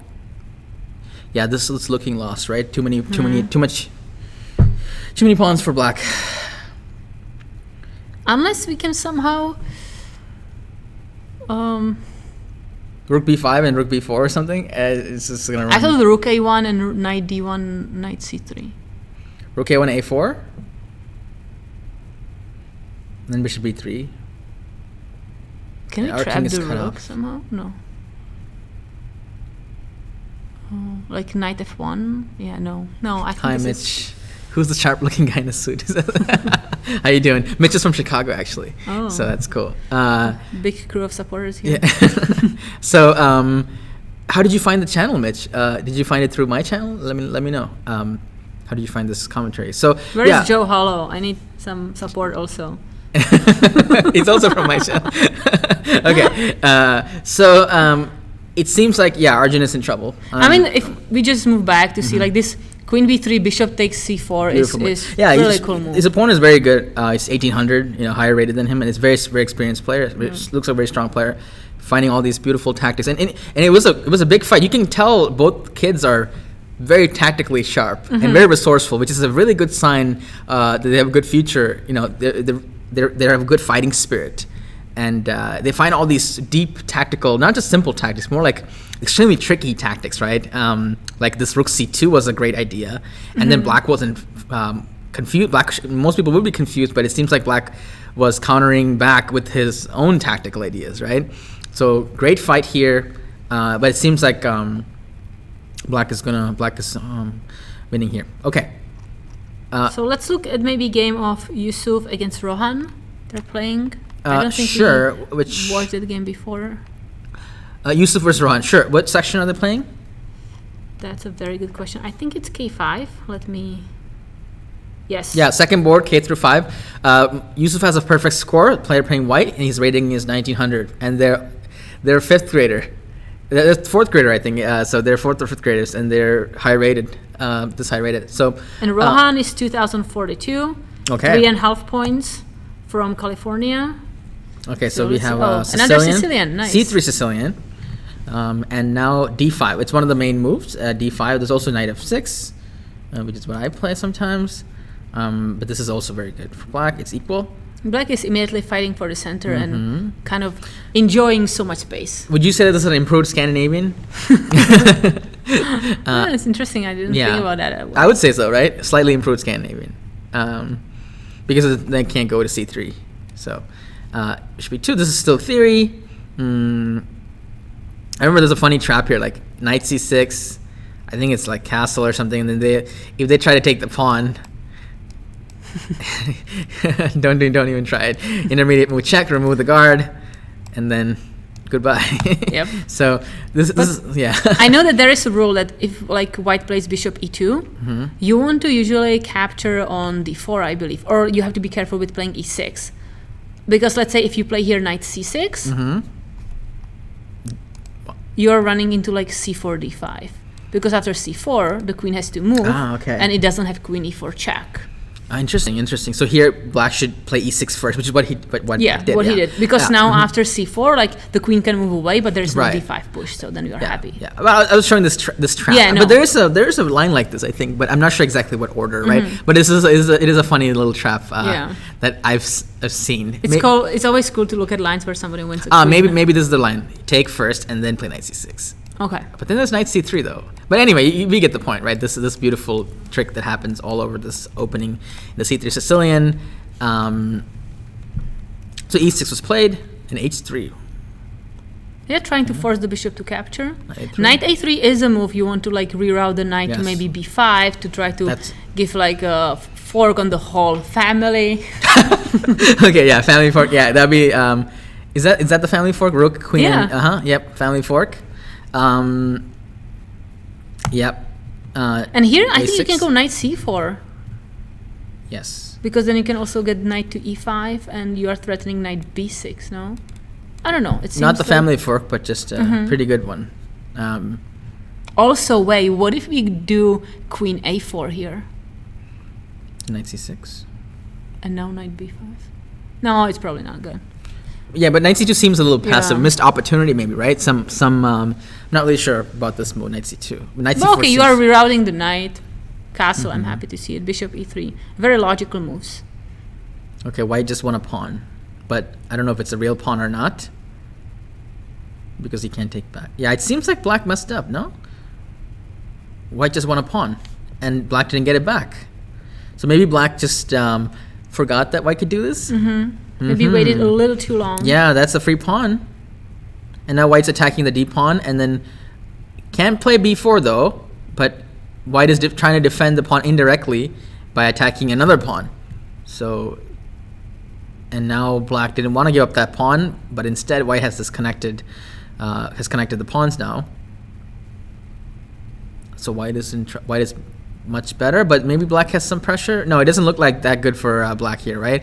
Definitely something went wrong so white is much better here. Fun, that makes sense. Oh, wow. Wait. Okay, maybe not. That's a cool move. It's a cool move, but does it do anything? It does do something. Does, yeah. because at least we get a pair of bishops. But trading is generally good for the side with extra material, although the pawn structure has become worse now and the active pieces. Right? And look at the dark squares around the king everywhere, and only black has a dark square bishop. So actually, king f1 was maybe a little bit careless. It looked like a good move. But it's not that easy now to decide as a white what to do. I thought maybe something like, like a4, b5 to just like, okay, we have 4 pawns against 2 in a way. But I wonder if maybe there are some like d4 issues that white was worried about. Or still, maybe knight g3 is still a trick, even without a king being on f1. Yeah, maybe move something else. Yeah, king f1 definitely made it like, it's almost like flashing a sign that says, I have a d1 tactic. You can definitely play it now. I wonder, what about something like knight d4? Just to like, okay, you know what? I have extra material. I want to trade. Let's trade. Knight d4, yeah, it's interesting. Yeah, definitely knight d4 could have been played. Trading more on even terms, right? There's this move though, but then maybe you can even go here, right? Like slowly improving the pieces and not being worried about trades because endgame is perfect. And also, like you see, I'm kind of transferring the pieces to the center, so I can maybe push on the queen side at some moment. Yeah. Jay Hall is back, by the way. Oh yeah, awesome. I need you here, Joe, because I don't know, there were so many fans of Gary. Okay. So yeah, king f4 knight g2 was nice. You're right. Knight d4 was I like that move. It's good suggestion. Okay. Actually, Katerina, what's your rating now? Someone's talking about rating points. Like we're similar rated, right? I think so. You also have a lot of norms. Like, oh yeah, how many IM norms do you have? How many do you have? I mean, I stopped counting, but I think like 12 or 13. You have more norms than me? Oh my goodness, I have like 7 or something. Yeah, I think I have more than 10 at one moment. Yeah, 10. I think so. But okay, I stopped counting when you have like, but. No, I still count. I'm collecting them. I mean, when do you become IM elect? 2015. Yeah, I think I became 2010 or something. You got your final norm in 2010? No, I got like FIDE approval. So you got your norm before that? Wow. So you just need 2400 rating, FIDE. For the past like 12 years, yeah. So okay, let's go back to the tournament. I'm sure they're interested in hearing. I don't think they are. No, this is like a very painful story. Well, we're we should definitely drink to that for sure, because like I've been like that since 2015, right? And what was the closest you got to 2400? I think 23,882. I was like 2390 something. Yeah. The last minute is the hardest for some reason. I know Tatev Abrahamian. She's also like having like she's IM elect too. Once she was 2397. I have a friend who was 2399.4, and then it took him like 5 more years because he went down again. No, it's really like. I mean, it also gives you like a respect to people who like have norms and have titles, because it's really a struggle to get there. Even if you have the chess understanding, like it's not just about like playing good chess; it's about having consistency in chess. Consistency, yeah. So like I can play like a great tournament, but then I can play a horrible tournament and just drop so many points. So I think in chess, it's really important to get some kind of stability and know that that's your level and you can keep up that level. Right. Yeah. I almost made it to the last tournament I played like 2 weeks ago. I was like one more win, and I think I could have gotten it. And I think I drew that, and then I lost the last game. So I was very close. I was having a really good tournament. I still had a good tournament, but not good enough to cross the 2400 barrier. You can even do it middle of the tournament, right? That's the good part. But yeah. But maybe one day I should really calculate how many norms I have, because this is all just guesswork. So. We should open a shop, Gary and Katerina's IM Norm shop. Trade. Do you want an IM norm? We'll give you one. Okay. Okay. So let's. So I'm worried here about the dark squares, but we still can't forget that. Like, okay, white is pawn up, right? Thank you, Marichess. Oh, that's so nice. Yeah, that's Epiphany Peters. Hello. Okay, so you know what we should do? We should have a match. Oh my goodness. Let's set up a match, like a 10-game match. One of us is gonna come out, and I am. Let's agree to not draw any games. What do you think? I don't like that idea. You don't like the idea? Why not? I'm not now. Chess is not my priority right now. So. Even better for me. Oh, that's awesome, Mary Chess, that you are here too. Oh yeah, feel free to say hi. Are you coaching someone, a team or something? Let us know. Okay. So what happened here? Let's keep going here. So this is a game where black is down a pawn, but black has a lot of Dynamic. pressure, right? Two bishops, good open file. Marie's working with Chess Kid. Oh, very cool, very cool. I heard Chess Kid has a really good content now, video lessons and stuff. So that's cool. So here, let's keep going. Jay Hall says he'll sponsor the match between you and I. Okay, see? Yeah, so here we go. White pushed a pawn, but maybe more weaknesses, I'm not sure. Oh, wow. Like a pawn This game is over by sacrifice. a draw. Yeah. Give up the bishop pair. No, you don't want to give up the bishop pair. No. Yeah, now it's an equal endgame, kind of. Okay, what was that? Trading You're rooks playing was... so fast. I'm not able to keep up with Okay, you. sorry. No, it's okay. Okay, king h7. So they didn't want to trade. I mean, okay. I'm just going because the game's over. And Yeah. just want to see how they drew. So white was bright. It looks like white's winning. Maybe the endgame technique is not the greatest here. Okay. Oh, black players made his own pass, which is correct. Yeah, counter. Oh, f3. Yeah, I think that. No, was- black's winning. How's it a draw? Wait, what? Hold on. Wow, Whoa. repetition. Hold on a second. What's going on? No, black declined the repetition rightly so. Correctly, yeah. I think black can go for mate. Oh, there's a7 and now. Yeah, bishop a8. What? Did black forget about bishop a8? Bishop d5 was played. Oh, What's and that now I about? can pin the bishop with rook a5, right? I'm sorry, what? I can play rook a5 now to make a pin and grab the bishop. Why not just play a8?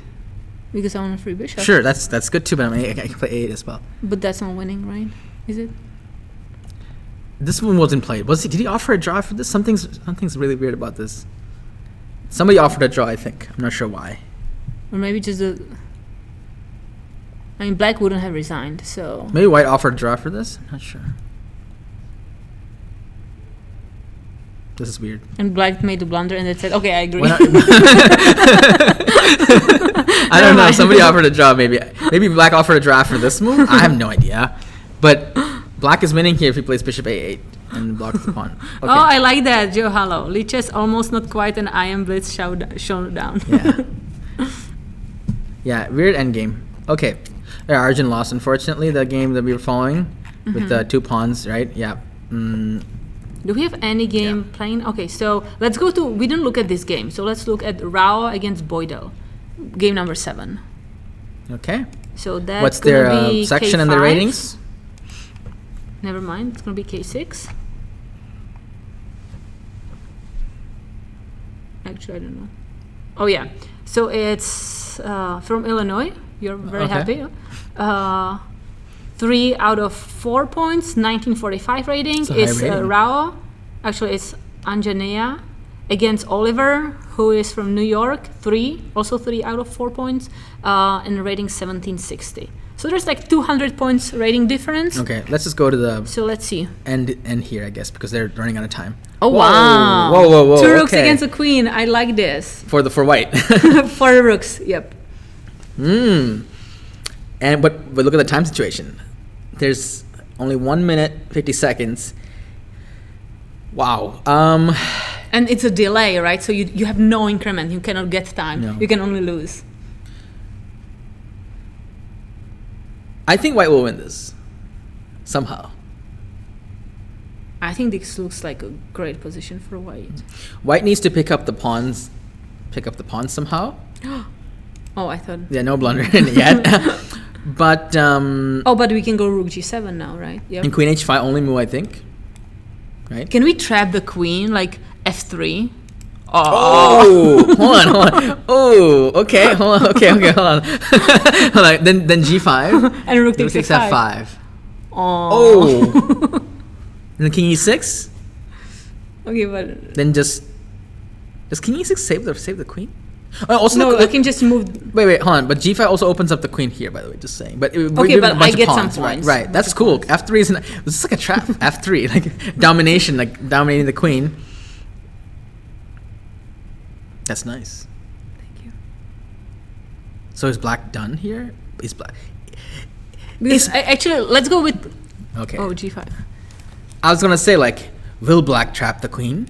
Get the queen trapped? Will black save the pawn? Will black save the game? Find out on the next episode of National Chess. But now, n- you take. The f5 is So hanging. so white wins the pawn easily. But then it wins the other, and Then wins the other pawn. Then it's to be walking the park, right? yep. Literally, the rook's kind of be like walking a little bit, like one step, two step, and just walking around. Probably that's no. It's. I think it's it, right? That's it. The question is, I think black wants to go something like queen. how do you refresh? This is move, okay, but Yeah. the clocks don't show. That's why I don't. That's why I refresh. We can refresh here, right? Okay, I'll trust you this time. If it goes wrong, Okay. see. This I wasn't so sure, but I was sure that if it's red square, it's the accurate. I understand. Okay, now we gotta find the game again. Just click enter game and then we will get there. This one. Number 7. Okay. Okay, so that's what I expected, but actually I was thinking whether, like rook h4 looks like it's a cool idea, but I don't know if it's enough because queen there's queen f3. f3. So I feel like even, I think what she did is pretty good. yeah, I like just playing it really safe and not giving any, when you're not putting any risks there. not giving counterplay like rook h4 wins a pawn, but then you win these pawns eventually, Yeah. right? So There's a point. Sometimes it doesn't matter how fast you win. It's just like how no risks you like give up. That's actually something you learn from experience, and these are kids. Yeah. And Antonia is playing something very experienced, mature thing to do, right? Containing the position, not going for lines where your opponent might get a perpetual, or just not even perpetual, even getting close to a perpetual, right? Just like this is a very responsible thing, very responsible by Black would love to play here something like g4, but Yeah. that would lose a queen. take with this one, the g1, right? Just to make sure that I have a little block here, but if need be. I mean, I don't even need to block, to be honest, because if I take, I'm just going king h2, right? Yeah. There's no check. Yeah. So it's here and then here and then what's the winning plan? Just to try to mate with the I think we can just do like a rook roller. No. rook roller. Is that unstoppable rook roller? Probably, right? But we need to keep an eye on this this pawn though, right? Yeah. So king h2, I think almost H2. guaranteed. Okay. I'm not a fan of that move. I'm fine. I You're- mean, you have 1 minute 20 seconds, Yeah. right? So But now you got to work on untangling the rook. you just connect the rook and you move the king. Right. But that's going to take more time off the clock, probably. But not necessarily because it's like very quick moves to make. True. But wow, is this Should the we stay last on this game? Okay, we can go back to this game and just I think there's just last game. Anshul's game is still going on. Okay, Board let's one. let's look at the board Okay, one. Just okay. what's the position? Whoa. Oh wow. 12 seconds for Eric. That's not a lot of time. Remember that we concluded that black was slightly better, but black was Oh, low but on this time. could be perpetual. No, capture with king, and it's probably not a perpetual. Why not capture with capture with queen? Yeah, king. Yeah. Queen d6 is hanging. So are we gonna Oh, go but queen it's g7? crazy. Just king Why g2 is or it crazy? something. No, I thought like queen f3. Trade of queen doesn't win because the pawn pawn on is gonna a6 run, yeah. is running. Okay, so what's happening here? This could be a perpetual, 12 seconds, I would. or he's gonna run this way actually. Very smart. No, because then you give up the pawn. No. Not immediately, yeah, not that way. Probably the other way. King F. That would have been bad, I think. Oh, this I is think fine. I think you have no queen g7. Well, here, yeah, you lose the pawn with check. So Queen g7 because you can after queen g7 you cannot capture the pawn on d6. because of this move, No, because of knight f2. right where? So queen g7 Queen d6. and knight f. Oh no, knight's not on d4. 1-2 turn. Maybe that's why I'm not I. Me too. Me too. Okay. So they're gonna make a draw. I don't. Oh, did Black run out of time? No, Black. These things don't update properly. I don't think Black ran out of time. I think they're gonna. Oh, really? Black make a is draw. gonna go for a draw. That's. In fact, it's been 3 already. But that's sad. Right? Hold on. Let's see. That's 1. That's Sorry. nothing. Let's look at H7. H7. Okay. So this is repetition number 1, right? H7 Okay. and H4. Repetition number 2. Okay. And after this move, Black can stop the clock and say, wait. Yeah, White, black can stop the clock. White Yeah. has to stop the clock before making the move, and then it would So- have been draw. Yeah. So this position has happened. Has it happened? I Yeah. think so. 3 times. Yeah, 1. No, but yeah, it's a draw. So I don't know. I think White claimed the draw. Actually, I'm not sure. Or Black. Yeah, claimed it's possible, or they No, agreed. yeah. Okay, last round. I mean, Yeah. last game. All right. You know this game runs to that Magnus Carlsen Nepomniachtchi World Championship Yeah. game where like Magnus won. Like after like 8 hours. or, 8 hours I of don't play know. when Magnus had the 2 rooks, right? No, he had a rook and a knight and 2 pawns actually. Yeah, I think he had a. Rook and knight and 2 pawns. Yeah. The king won. Yeah, Yeah. I think so. Yeah. So this is an easier version of that. Endgame. Much easier. much easier. Yeah. Because the rooks are really powerful together. But we I still actually have, like I mean, what Anjana is doing. She can just put the rook on f3 and just push this pawn. That's actually much better than trying to mate. Simple chess. Just push the pawn. But I think it's a she. Okay. I think so. Okay, so I think she's gonna go like rook e3. No. Yeah, rook e3. And the plan is to just put a rook here and then push this guy, right? But the question is not to get pinned. No, I think just king g3 is next. You want to put, but then they might be coming from behind here.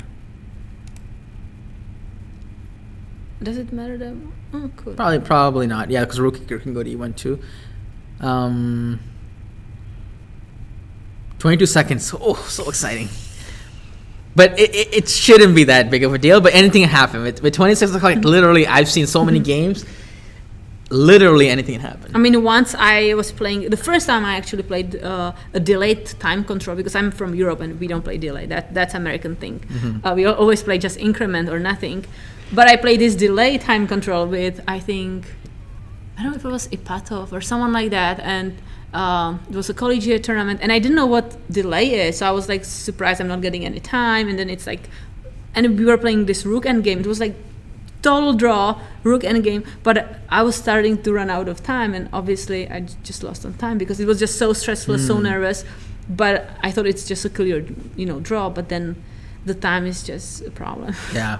What was the delay? Like 5 seconds? 5 seconds too. Five Actually, yeah. seconds is brutal. Yeah. It's not enough. It's barely enough time to move, like make a move. And then you make like few quick moves, but then it's better to really like time it and always take 5 seconds instead of making 3 quick moves. And Oh, then, she won.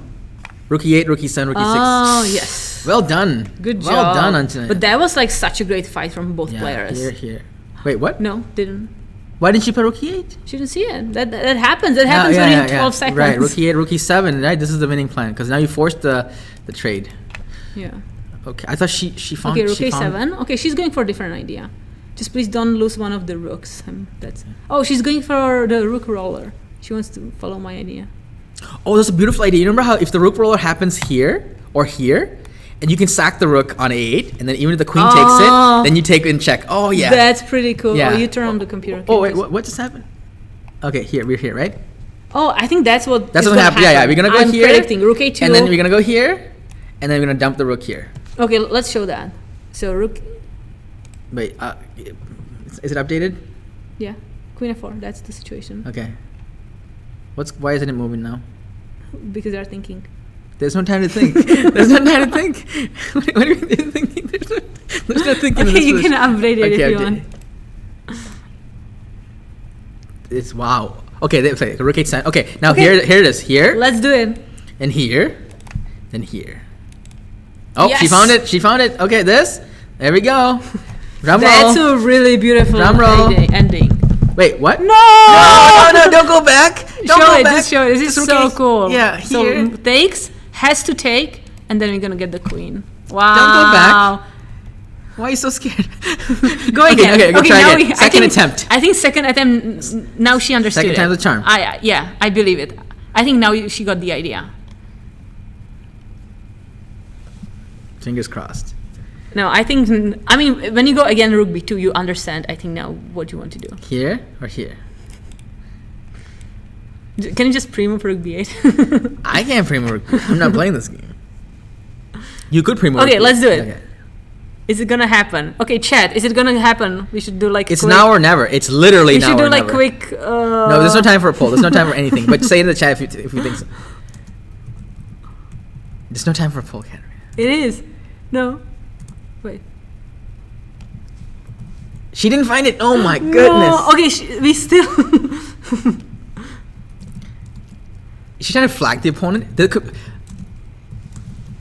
Okay, let's see if it's gonna be now played. It's still there. No. Oh. No. Okay, this is still. Oh wow. We're right there. You were like, finish line is right there. Like, But sometimes, that's the thing, the finish line, like, the last step is the hardest one. I think it's really true. Like, in life, in decisions, in everything. Like, it's like you go up, and then, like, it's really steep. I am prepared to do a poll when it's... Actually, so there's many endgame puzzles like this. 2 seconds! No, please. No, I don't want white... Okay. She has 6 seconds now.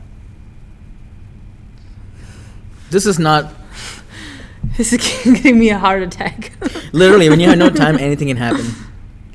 Oh, I don't like the king. This is not... I don't like this move because now the king is gonna... Yeah. Although, yeah, we can go here and here. And now rook e2, king g4. Rook e2 is a good move. Oh, king g4. Oh my goodness, that's annoying. King g3 then, right? Here, king g3. King g3, but queen d1. She's not gonna find it. He's not gonna find it. Why not? They're strong. It's gonna be really upsetting if she flags. Oh no! If she loses, no. Wow, this is. But White deserves to win this game because of how it's so close, right? Finish line is right there. So Katerina hasn't even made the poll yet. Wait, I haven't. What poll are you gonna make next? It's a different situation. What will be the result? Yeah, what will be the result?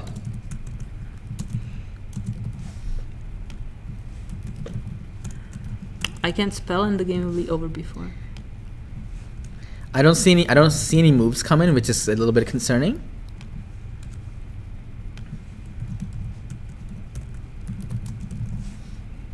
Okay, I'm starting a poll. Let's go. Now, why we don't see any moves here? Let me refresh a little. Wait, don't before we get the poll. I'm just refreshing. No. Okay, no moves Okay, for no some moves. reason. Okay.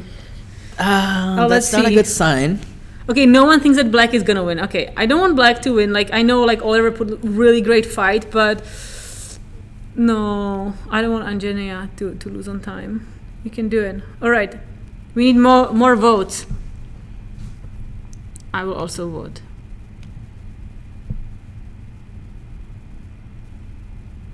Okay, who is Why ready don't we to have any make the moves here? decision? Oh, what just happened? We just updated like 10 moves in a row. One second. Whoa. He just went like, okay, whoa. We were here, Okay.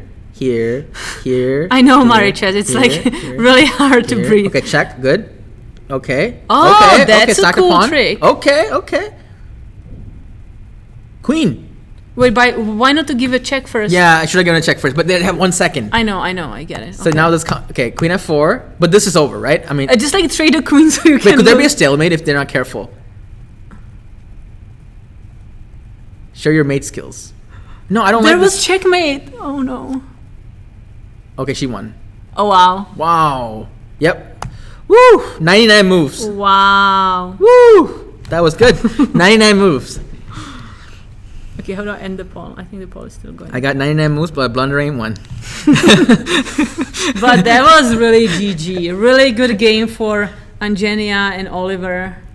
You know, Wow. I didn't like that she made this queen g4, but it's not a check, right? Every move should be a check. But it's very, Um, like, what check do you want to do there? Oh, queen e6, I guess. Yeah, anything. Just check. I mean, sorry. anything, like Yeah. queen e6. Yeah. Because black can check. Although, then I have But check. like, you don't have that many checks, right? Yeah, King that's h8, true, queen that's h8 true. loses Fair, a queen. that's true. Queen f8, yeah. Queen f8, yeah. Yeah. Wow. What a game. Oh, All Marie, right. this is my email. Thank you. Marie. Okay. That was an exciting game. Your end games are important, guys. That's what this theme of Rook A8 check. It's kind of beautiful, right? Very nice idea. Once you see it, then you can't unsee it. Yeah. Right? Once you see this idea. This was really cool. Well, I think that's all from us, right? Yeah, I think that's all the games. It is 9:30 p.m., so we've been at this for about 3.5 hours. It's a crazy game. We still have a few people who have perfect score starting round 5 or starting round 6 tomorrow. So it's going to be very exciting. Yeah, I don't think the standings are updated yet. Oh, they are. Okay, let's go to the standings page then. It seems like, yeah, so Aiden has perfect score. Oh, wow. Who did Aiden beat again? I don't remember. Oh, I remember. That was it's okay. Yeah. I did check. That was in the K through 5 championship section. Aiden is leading. And K through 6, we have 2 people. Anshul won. Wait, hold on. Okay, no, they haven't updated yet. So Anshul drew Eric, right? So since Anshul drew Eric, they both have 4.5. So they're gonna get caught by the people in the 3.5. So there's gonna be a bigger tie on board on the championship section, right? And Anjanea just won. So okay, but she's at 3, so she'll be at 4. So Anshul and there'll be a few people with 4.5, and in the K through 3 section, it looks like we have 2 people with perfect score. So tomorrow's gonna be really exciting. Yep. Thank you, Jay Hollow. He said he enjoyed the commentary. Yeah. Come back tomorrow. Tomorrow morning, the round starts at I think it's right there. I think it's at 9. We should be going like around 9, I believe. 10 a.m. Oh, around it's at 10 a.m. Okay, so we'll be going live at 10 a.m. tomorrow, and maybe a little bit later, like 10:10. So catch us then, and then there'll be 2 rounds tomorrow. And then the next one is at 2 p.m. Yeah. So round 6, round 7 of the 2022 Elementary Championship. We will See you be tomorrow. here. Look forward to see you. Amazing games. I think we had really cool games. The kids are fighting, sometimes playing too fast, but sometimes, having very often having like really cool games and amazing ideas and playing really long. I mean, how long was this last game? 3.5 hours. 3.5 hours. Like I think that's very impressive when you think about just like kids being able to focus for 3.5 hours. Absolutely. Yeah.